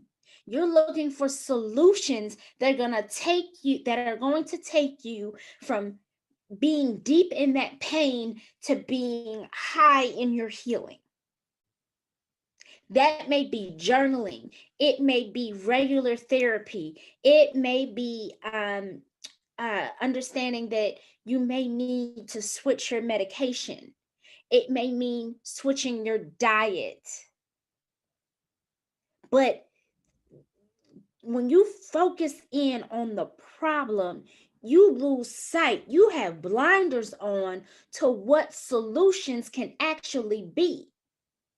And so if you're trying to get to the next level in your business, if you're trying to get to the next level in your career, if you're trying to move from being an employee to the CEO, from teacher to principal to superintendent, whatever moves you're trying to make in your career, in your profession, or as an entrepreneur, understand that you have to be solution-based and not problem thinking. Because we can't create healing. We can't create that next level in our lives when we are stuck in a problem position. You have to move to begin thinking about solutions and how you can change that negative mindset into a power mindset, into a positivity mindset.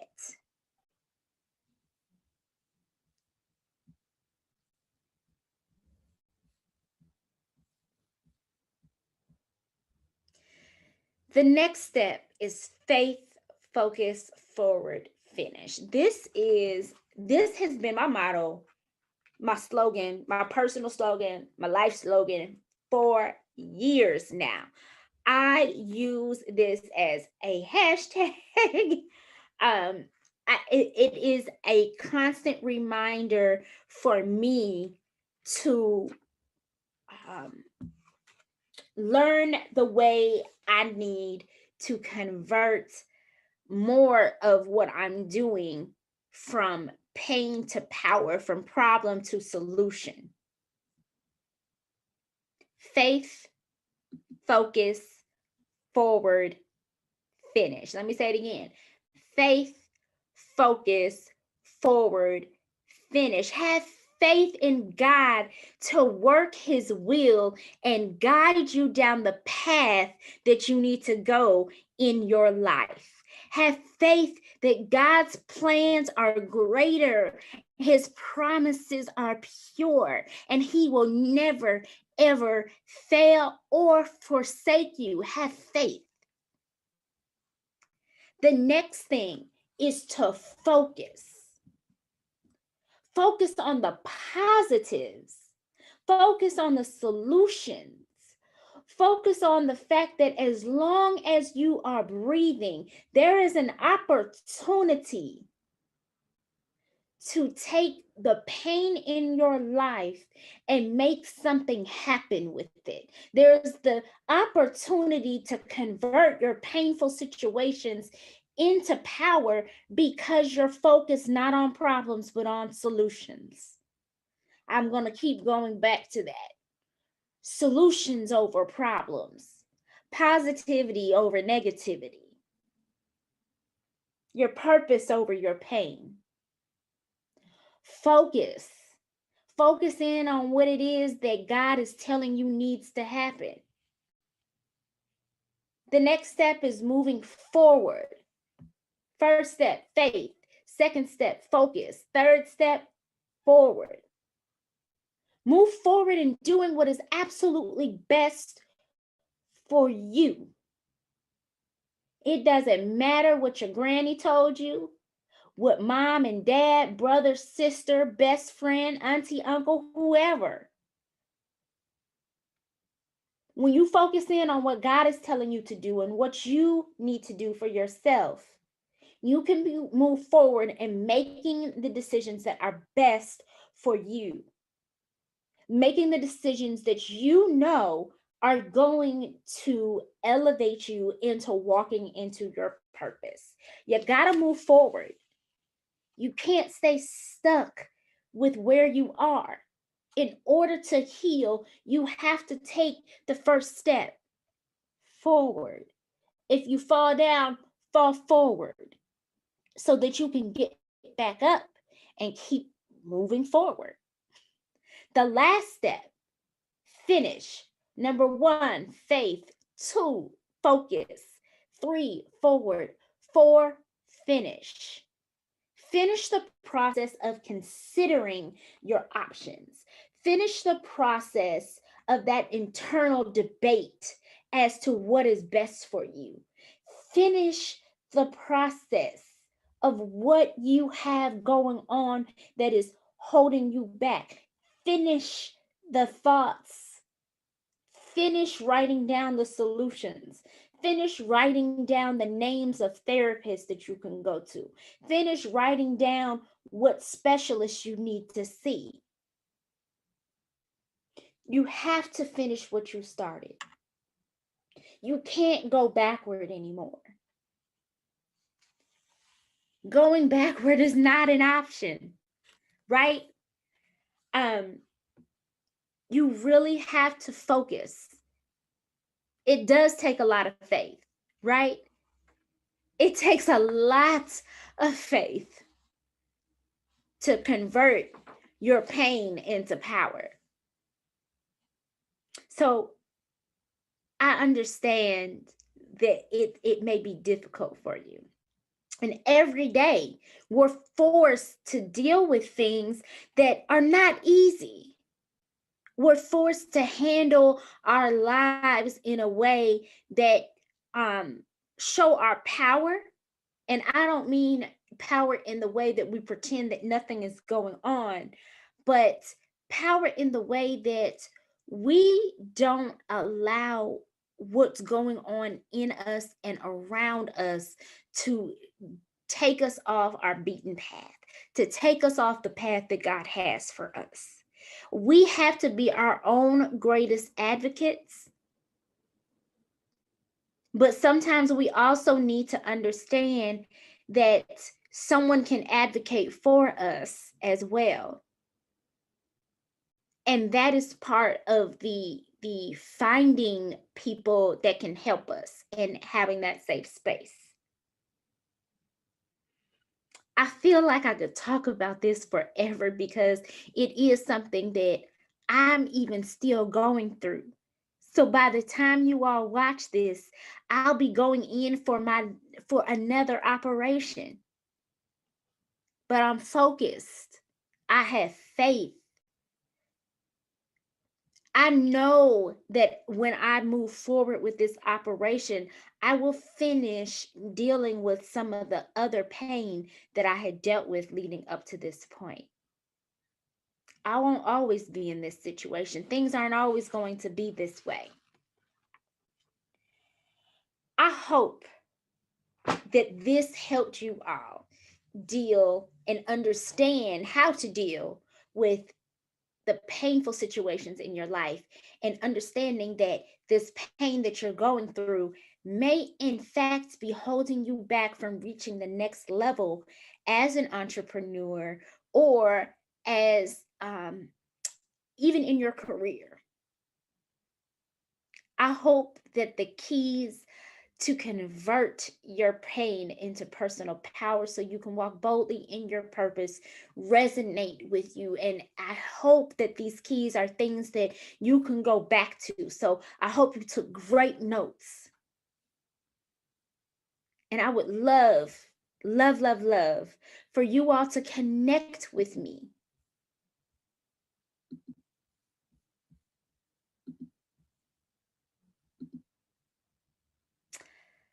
Connect with me. Connect with me so that we can work together and understand some of the things that you're going through so that we can be a team of one and convert your power into, oops. Okay, sorry. I would like to redo that closing because I said convert your power instead of convert your pain. Okay, go ahead.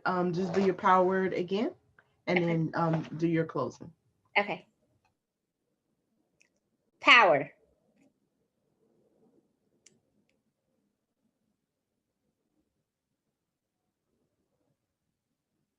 So let's connect. I want you to connect with me because I want to understand what you're dealing with and see how we can be a team of one that works together to convert your pain into personal power. I am all over the internet. You can find me on Facebook, Instagram, Twitter, LinkedIn, and on my website. Let's connect. Let's connect so that we can begin processing your grief, so that we can begin to help you move from faith into finishing what you started. And that is finding the power in your pain. It's there. Let's tap into it. I want to thank you all for tuning in. I hope you got some great gems from this.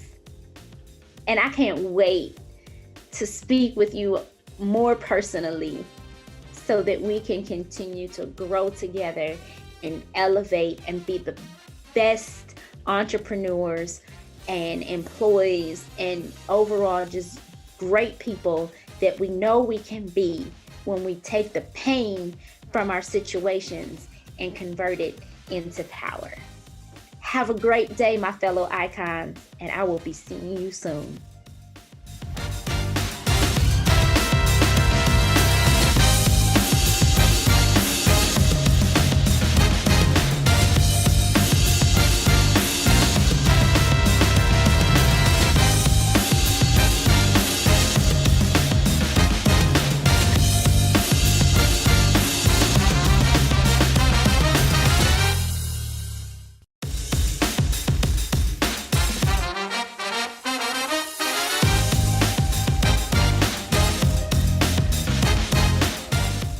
How many of you have ever woken up with a plan for your day?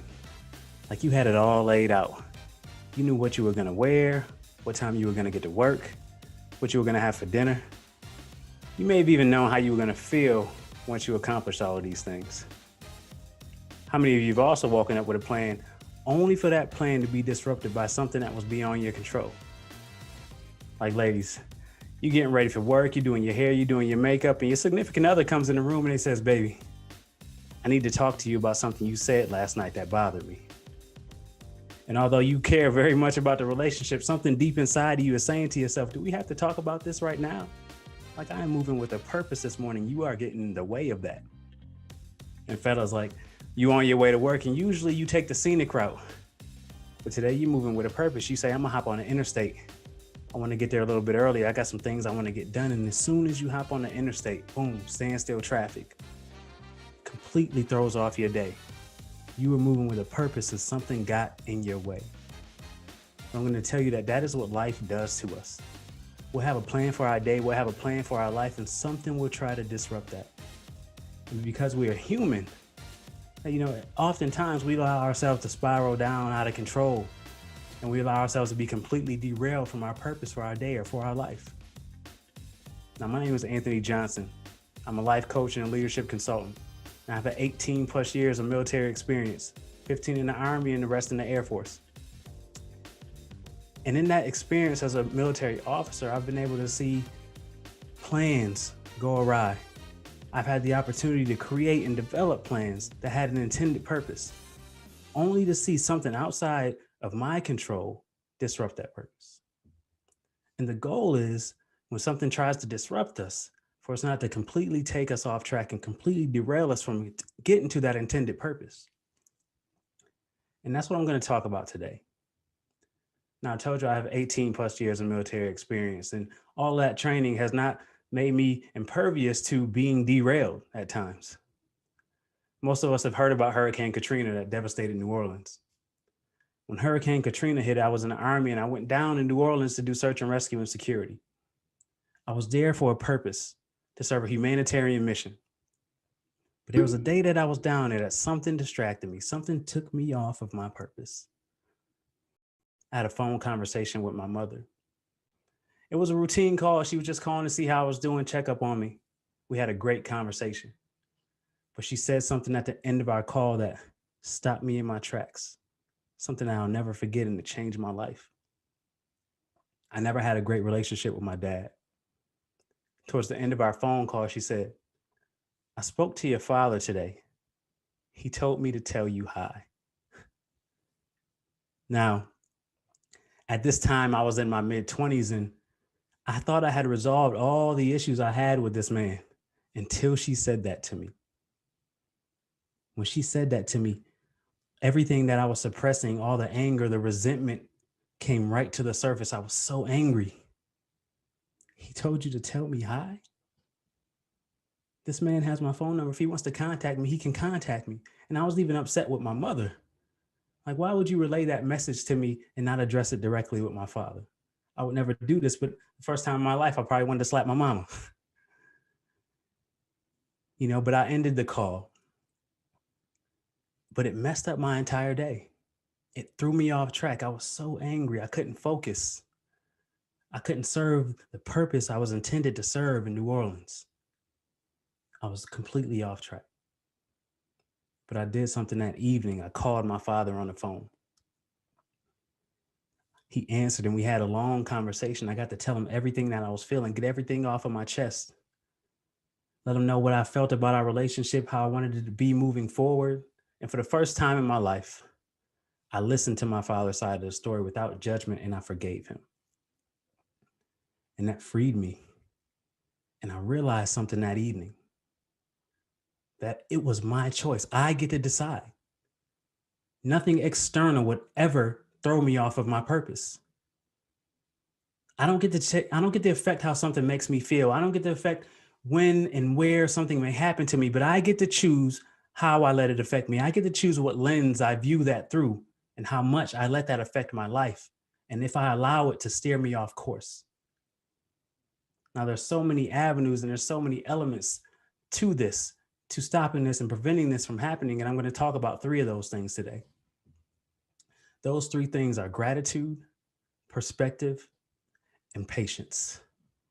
Now, I'm a father of 2. A father is my favorite thing to be. I have an 8-year-old son and a 7-year-old daughter. And nobody is a better teacher than those 2 people to teach me these 3 things, especially my son. Now, I live at the end of a cul-de-sac, and I love living at the end because, my kids get to play outside. There's minimal traffic. They have a good time. And one day I walked outside and I saw this car parked outside. It was a beige vehicle. It was older. I think it was a Corolla. There was a for sale sign on the back of the car. Sat there for 3 or 4 days. And on the 4th day, I went outside and we were about to go somewhere. And I saw there was a huge dent in the front fender of this car. And I knew it wasn't there before. And I said to myself, I'm like, oh my God, like whoever owns this vehicle is going to have a hard time selling. It's already older. And now it has this huge dent in the front of it. Oh man, I felt really bad for the owner of this vehicle. So, it's not mine. So I brushed it off and I went back inside and I told the kids, hey, get in the car. We're about to go. I went upstairs to get a few things that I needed. And I'm about to head downstairs. And I see my son come in through the front door. I'm looking at him and the door swings open. My son's standing there. And I see something in his face. I knew something was off. Something wasn't right. He says, Daddy, I made a mistake and hit that car with a rock. And I said to myself, are you sure you didn't deliberately bang on this car with a miniature boulder? Because there is a large dent in this car. And for my own amusement, I asked him, I said, hey, it's okay. What happened? He says, well, me and my friend, we were playing this game called Who Can Throw the Rock the Farthest? And at that moment, my son can see just a look of stoicism on my face. He sees a calmness come over me, probably that he's never seen before. And I think it scared him because he immediately started crying. He tried to explain. He said, Daddy, I'm sorry. It was an accident. I didn't see the car. It was too dark. And I kept my cool and I didn't say anything to my son. And I just said, you know what, get in the car. We'll talk about it later. And some of you might be saying, you might be wondering how I was able to keep such calm in that situation. But let me tell you, this boy, he provides so many moments of joy, just such as this in my life, that I've had plenty of practice to respond to ridiculousness like this. But it wasn't always this way. There was one time we were riding in the car and, my son was being himself in the back seat, bothering his sister, doing everything he could to push my buttons. And he set me off. We got into an argument. I'm in my car arguing with an 8-year-old. And it came to a point in our discussion where I yelled at him louder than I've ever yelled at him in my life. And in that moment, I was ashamed. I was ashamed because he took me out of my zone. He threw me off track, an 8-year-old, my son. And I was ashamed because that wasn't the kind of father that I wanted to be. My sister always told me, she said, I think you were meant to be a father. And I used to say about my son that he was sent here to test me.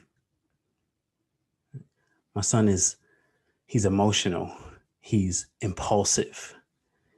He's easily excitable. And if you ask my friends, they would tell you I'm the exact opposite. My son is everything that I was afraid to be out loud when I was growing up. And there was a part of me that didn't like it. There's a part of me that wanted him to be more like me.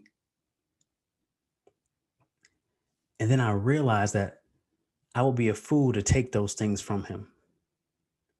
So I had to change my language about my son. I changed my language from my son being sent here to test me to being sent here to teach me about these things. And when I was able to change my language about my son, I was able to change my perspective. And because I looked at my son in a new light, I was able to see him here to test me and to see him as a blessing. And I was able to show gratitude and express that gratitude for who he was and what he was meant to be in my life. And that newfound gratitude allowed me to have more patience with my son and who he was becoming as a human being. Do you understand what I'm saying? Like this newfound perspective, this gratitude, and this sense of patience now that I have for my son allowed me to fulfill my purpose as who I am supposed to be as his father. Now, some of you might be saying, well, I haven't found my purpose yet. I don't know what it is. And I will submit to you that everything that you've been through, everything that you've experienced in your past and what you're going through now, it is setting you up to serve your purpose. I'd even go as far as to say that you are living part of your purpose right now. You may just need to have some patience for it to be revealed to you. You see, I always looked at my relationship with my father like there was some black cloud that followed over me for my life. It was just following me everywhere I went. This absence of my father, not having that in my life, all the things that I missed out on. I knew what it felt like to be sad. I knew what it felt like to be unwanted, to feel unloved, to be hurt, to feel disappointed. Even when I was a kid, I would imagine, before I even had children of my own, I would have pictured myself as a father. I would imagine myself showing all these things to my children, being the father that they needed, showing them what a father was supposed to be. I envisioned this as a kid. And now that I've seen these things, I had love. There was love that I wanted in my life that I didn't get. And I feel like I stored up all that love. And when I had my own children, I was able to give it to them. And that it allowed me to view my relationship with my father in a different light. It allowed me to have more gratitude for that, because if not for that relationship, maybe I'm not the father that I am today. It is because of those things, because I knew what it felt like, and because I never wanted my kids to feel that way, that I am the father that I am today. I owe it to this perspective. I owe it to having gratitude, and I owe it to having patience for that to be revealed to me. You see, you might get into an argument with your significant other, but I need you to be grateful that your kids are about to wake up, because part of your purpose is to show them what a present parent looks like. You might lose your job or you might get laid off, but I need you to view that from a different perspective of why that's happening, because I need you to understand that part of your purpose might be to show your family what perseverance looks like. You might be at the midpoint of your life and you're saying, I haven't found love yet, or I haven't found my passion. And that's okay, but I need you to be patient. I need you to be patient, because part of your purpose is to show the world that it is never too late to find these things. You see, when we start living with this newfound perspective, when we start living and appreciating life, and we start seeing gratitude, being able to be grateful for all the little things that we experience in our lives, and we can have patience for those things to be revealed to us, that's when we become who we need to become. That's when we can live through our greatness. That's when we can be amazing. That's when we can live in our purpose. That's what separates us from the rest. And that is what is going to make us iconic. Thank you.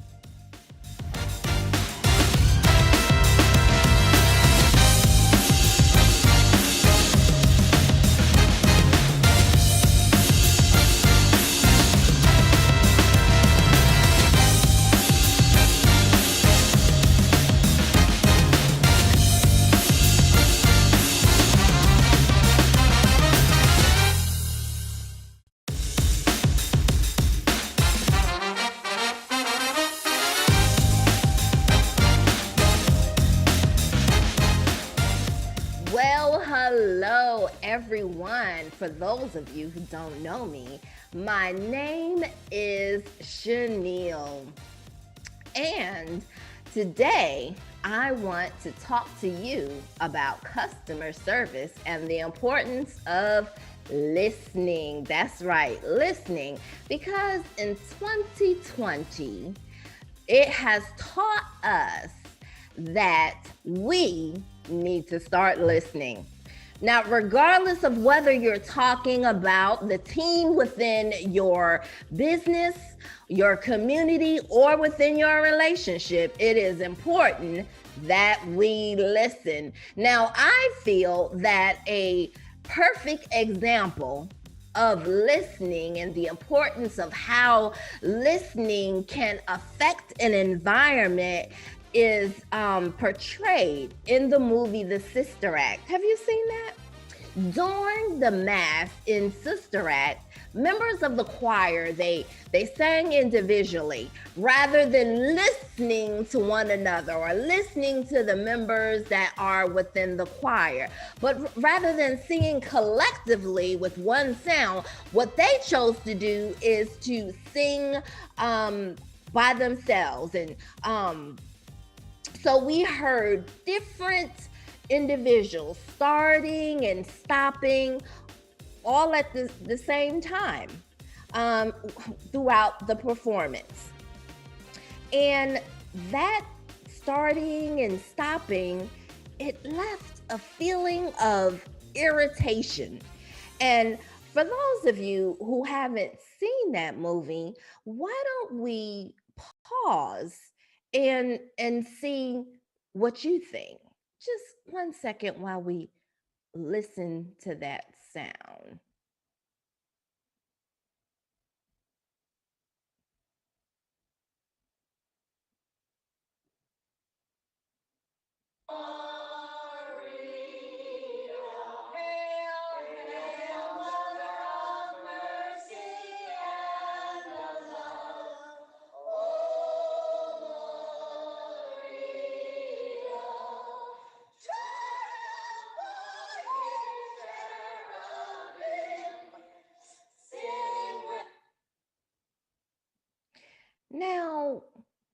for those of you who listen to that, how did that sound make you feel? Was it a sound of peace and harmony? Did it calm you or did it irritate you? Well, how did it make you feel? In the movie, with that sound, you can see those who heard that sound. Their voice, the looks on their face was a face of irritation. It was a face when you saw their faces of those who were listening, they cringed. Now, when a team comes together and listens to their team members, it creates a different sound. So let's pause and see how a team within a business or within the community, how the environment, the sound that it creates. Let's listen.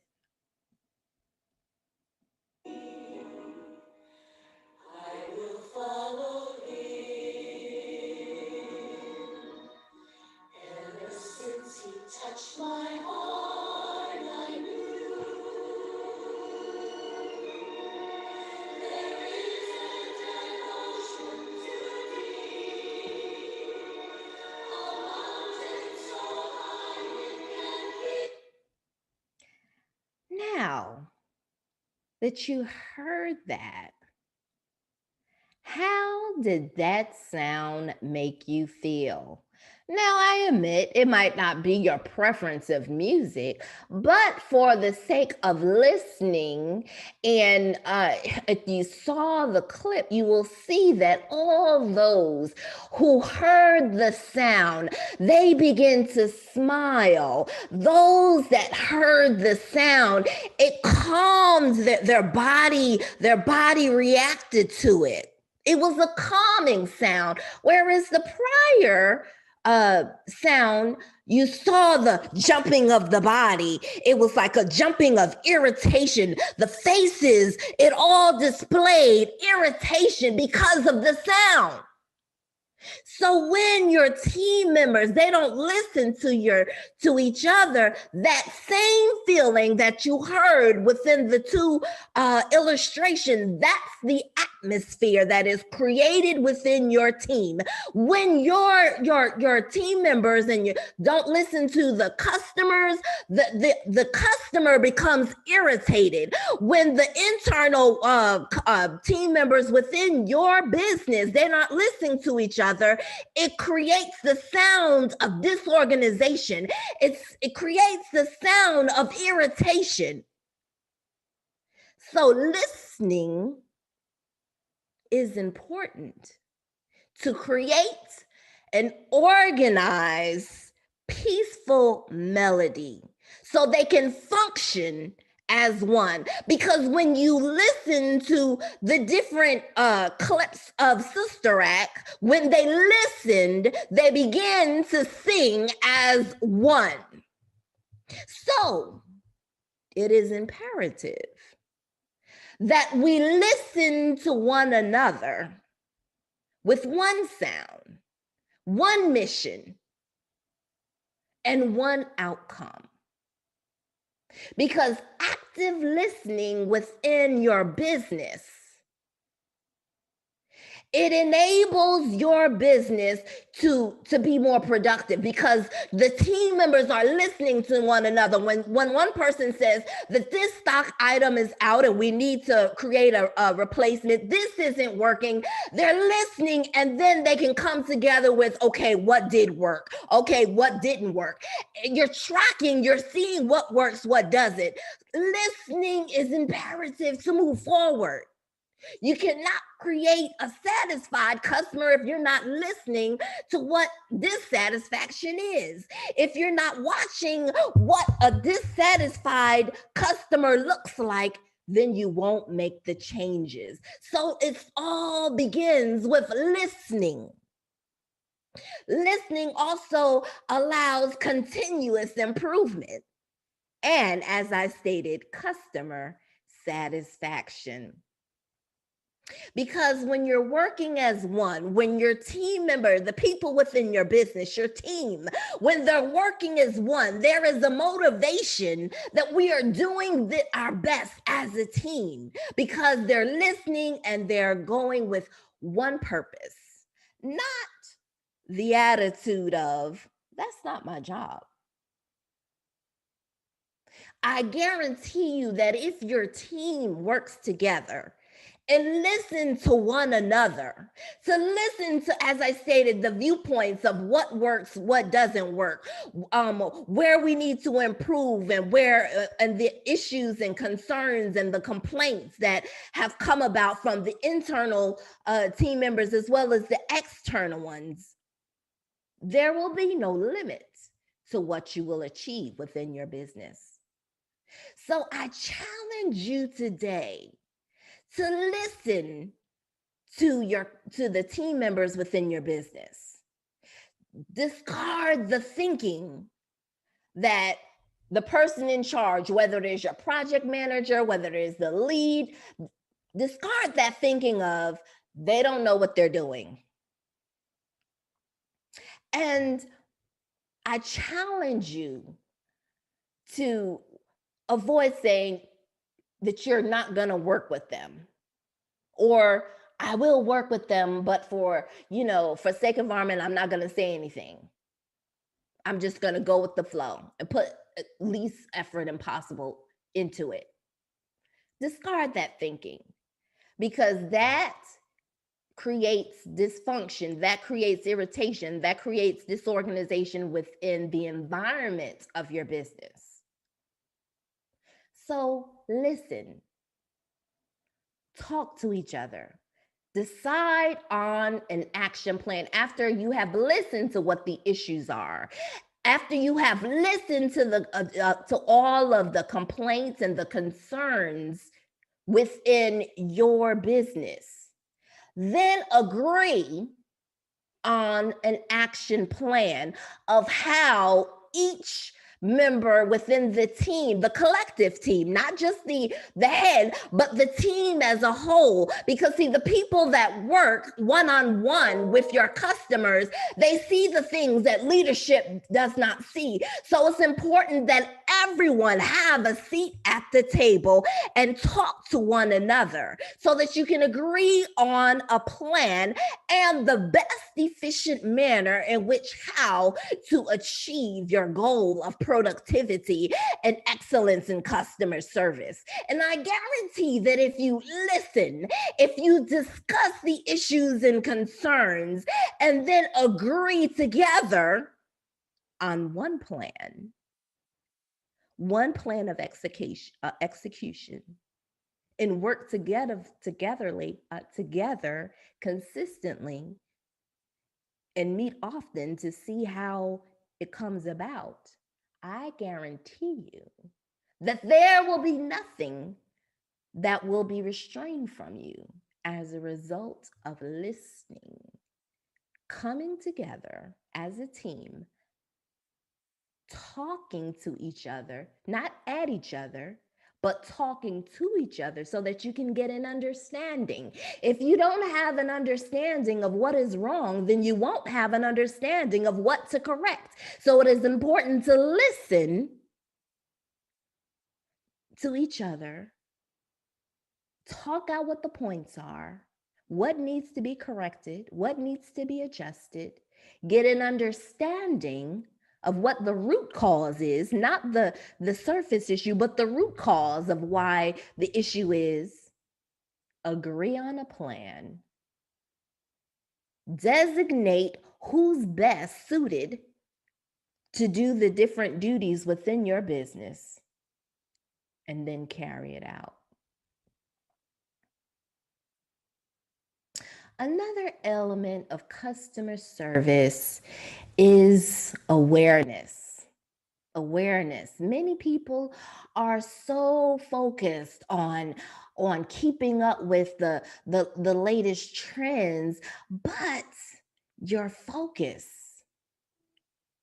should be your customers. See, I teach women-owned business how to improve communication and how to increase productivity, which translates to profit. But it begins with listening as well as being aware. Aware that you need your customers, you need customers to have a business. Aware of the strengths of each team member within your business that work within your business, and awareness of what actually goes on. Vince Lombardi states, it takes months to find a customer, but it takes seconds to lose one. I know you heard that stating, one bad apple spoils a whole bunch. Yeah. I think that was the principle that he thought about when he said it. So, investing in excellent customer service is something that I want you to think about today.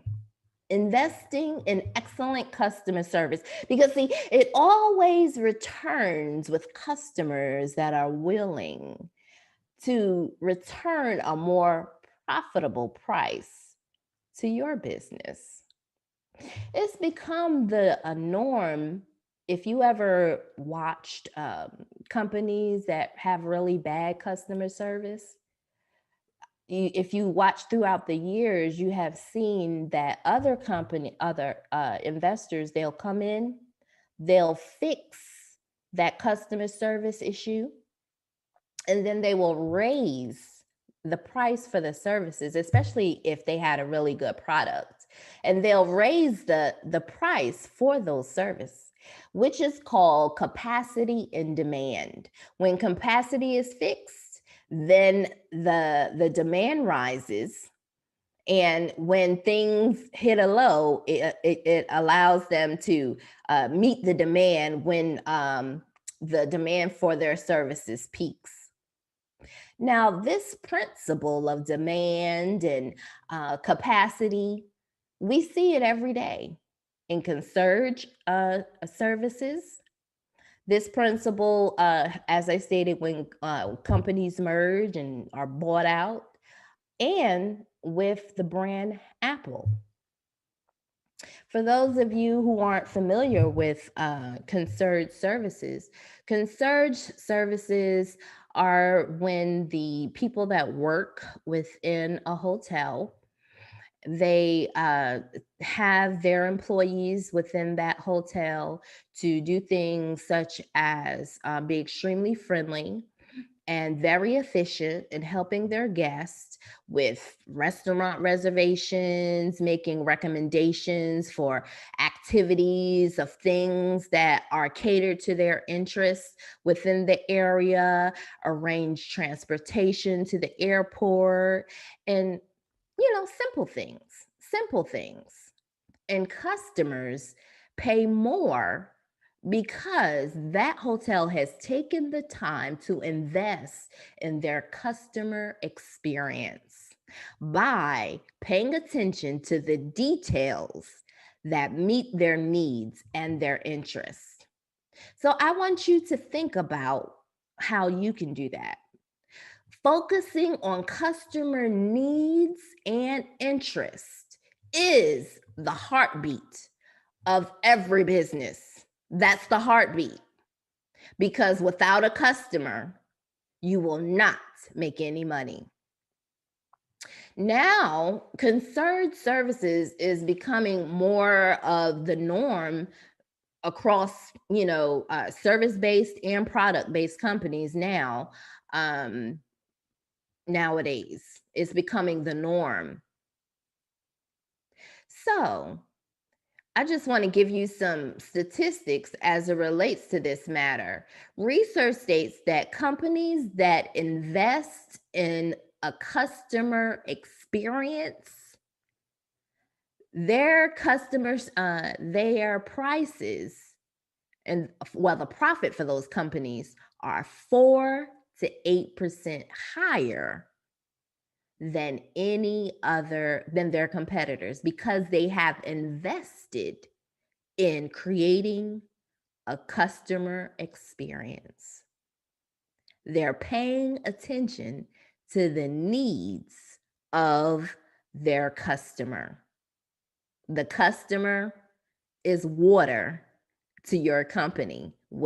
Just like your body, it needs water. Every business needs customers. And 2/3 of the companies compete for customer experience. So I purposely gave you a description of, things that concierge services provide to make you think. I like to make people think. So I want to ask you, what can you do to create a customer experience within your business? What can you do to create a distinct customer experience that will serve as free advertisement for your business and that hasn't been done within your industry? Think about it. Think about it. Think about many times concierge services consist of what a person doesn't want to do or what they don't have the time to do. Think about what you don't want to do and you're willing to pay somebody. Think about that last conversation that you had. I wish I could find somebody to do this for me. I would pay him for it. Think about that. But I want you to take it a step further. Within your industry, what can you do to provide a customer experience that will set your business apart from all others? Stephen Hyken stated, a brand is defined by the customer experience, but the experience is delivered by the employees. So that's why I said, listening to your team, the employees, is important. Because if you have a bad apple, that bad apple will rotten the environment and tarnish the customer experience. Think about the experience for all of you loyalty Apple subscribers. Think about the experience. I want you to think about when a new iPhone comes out. Can you visualize when you go to the Apple store and the line is wrapped around the block repeatedly? Because of the experience, because of the brand and the things that are associated with Apple. They're investing in the experience. The brand is quality. The brand, for those of you who don't, is to think differently, to do things differently. Is sufficiency, having everything in one place where you can go. Now, and Apple is higher in price than its counterparts. How often have you seen customers do that for Samsung or LG? I know I've never seen it. Apple loyal customers many times are willing to pay 2 to 3 times the normal price just to have the latest Apple product, especially the iPhone.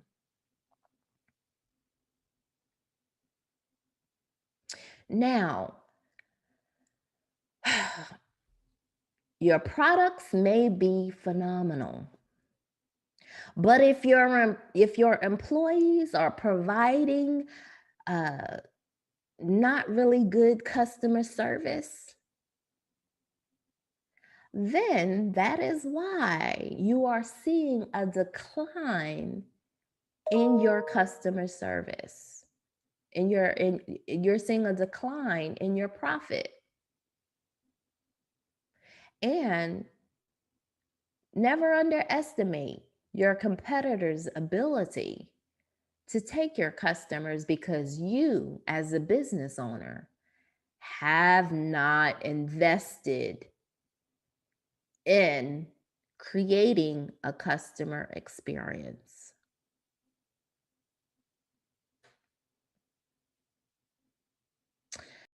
Claire Muscat said, building good customer experience does not happen by accident. It happens by design. Now, I train women-owned small business to position their staff within their business, because it's very important to have people in place that are able to see where to place their staff. It's called positioning. If you know that one of your employees is not really good with people, but they're good with numbers, it makes sense to have them in the back with the books and doing the numbers and doing the ordering and the tracking and things along those lines, if they're really good with numbers. And to have a person with a bubbly personality that's very welcoming, they're very hospitable, they're very articulate, and they're good with attention to detail. So you must pay attention to these things, because the person that is listening and paying attention to detail, when they're listening, they can pick up when a customer says, I wish that I had such and such. And when you have someone that is paying attention to that detail, you can implement that. You know how you go to McDonald's and they say, do you want to supersize that or increase it, supersize it, or, things along those lines? Well, you can do that with your service when you have someone that is paying attention to the details. They're listening, listen and implement, listen and implement. So I teach, as I stated, women-owned small business to position their staff within their business, so that the internal customer service, which is the relationship within the business, the employees, as well as the external customer service, which is the customers that come in providing a service or a product for a nominal fee. Next, I want to talk to you about never being satisfied. When you're never satisfied, you don't settle for, well, this is what it is, but you're always listening and paying attention so that you can implement to continue to grow in productivity, to continue to grow in profit. And I just wanted to also just let you know my stance of where, what my credentialing were. But I want to also give you some thoughts about never being satisfied and the power of your words and how to use them as we, as small business women, unite together, especially during this Black History Month. George Washington Carver stated, start where you are with what you have. Make something of it and never be satisfied. I, within my career, have worked within private, public, and governmental entities. I have been called upon to provide solutions in some of the most crucial times. And I remember working in a healthcare facility as an administrator. And I asked, why is there a one-size-fits-all system in place at this particular healthcare facility? And one of the tenured staff said to me, this is the way that we've always done it. So basically, continuous improvement didn't exist. So further down along the way, the state auditors came in to audit the facility. And they were cited for several citations. For those of you who aren't familiar with healthcare facilities, there's certain credentialing offices such as JCO and things along those lines that come in, and once they accredit it, it allows the healthcare facility to stay in business and, you know, receive money and things along those lines. So, and they can also shut you down if you don't correct those citations. So the facility hired an outside agency to come in and train the entire administration of the facility.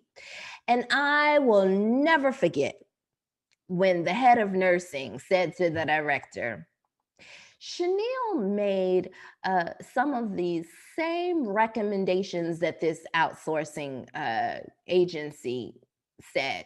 Because see, I was working. I wasn't coming as an consultant. I was working there during that time. And they said, Chanel made some of the same recommendations that this outsourcing agency made. Had we listened a while ago, and had we listened to her, we wouldn't be in this predicament now. Now, this event of what she said and several other repetitious events of me hearing similar things told me never to discredit my thoughts. Because time after time after time, my thoughts of how to process things, how to position staff, how it has always fallen true where I've been called upon within, as I stated, within the private sector, within the public sector, within the government sector to sit on teams, and my opinion has been solicited time after time after time. And many times, many of those organizations, the people, the head people, they got bonuses because of my thoughts. So as I said, this event made me decide to start training, which is why I'm now giving suggestions. I refuse to settle with continuing to have everyone benefit from me, and after applying for more money and not having enough, being told no, but yet they want my thoughts. So I decided to create opportunities by way of training small-owned business women of how to create systems and process and customer service that will not only benefit them, but benefit me financially as well. So, and I want to encourage you to not to settle, because you will never change. As Miles Monroe says it all the time, you will never change that you are willing to tolerate. If you continue to see mediocrity within your team and within your organization, and you never implement staff development, if you never meet early and often with your customers, with your team, you just settle for that, you will see a decline. And it's very important with the environment that you create. As I mentioned earlier, The environment. Is the environment irritating or is it harmonious? Because see, our words, they create. Our words, they can water the people around us through staff development, through continuous improvement. They can build your business up or they can tear your business down. They can allow your team members to be strengthened, or you can create systems that will pull them apart. Words are things in which we use every day, but my purpose for bringing them up is for you to be very cautious of the words that you use and the things that you put in place to build the team members within your business. As it relates to Black History Month, there has been a system in place from the beginning that was words spoken that allowed many Blacks to think that we're less than and incapable of achieving. But we're here to see that we can achieve. So I encourage you to resist the thoughts today that we cannot work together as women-owned small business owners, and embrace the thought that we can come together. We can talk about issues and we can come to listen to one another, to discuss what's wrong and how, most importantly, of how the possibility of what we can achieve when we work together. The possibility mindset, not just to network, but to actually support one another in a manner and that we all benefit monetarily, because we as a people are a brilliant people. And brilliant is defined as excellence, distinction, talent, mental ability. And the story of your brilliance is the ability to see what your business has to offer to your community and to the 100-mile radius of those around it. Your brilliance is your ability to see beyond what is done within your industry and create a customer experience that will bring in more revenue and distinction in establishing an increased brand, which is considered scalability. So I challenge you, what are you focusing on? Because what you focus on and what you speak, it grows. Where you invest your time, your words, your environment, those areas will grow. I challenge you to invest in staff development. I encourage you to invest in continuous improvement, which is meeting early and often with your team.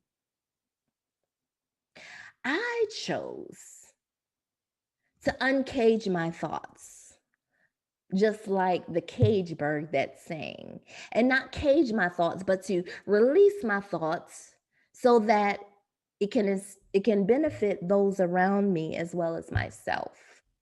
Because we all know thoughts become things if not interrupted. If I didn't see and hear, I wouldn't be here talking to you today. I chose to be a master of my fate. And as I begin to aim higher with consistency and time, I have been afforded to have personal triumphs and sit at tables that many aren't aware that exist. Now, I'm not saying that I've reached a level of where I have no room to grow. I learn always. I learn continuously. It's imperative in an ever-changing world. It's imperative that I choose to be a learner every day. But I want you to encourage you not to continue to allow the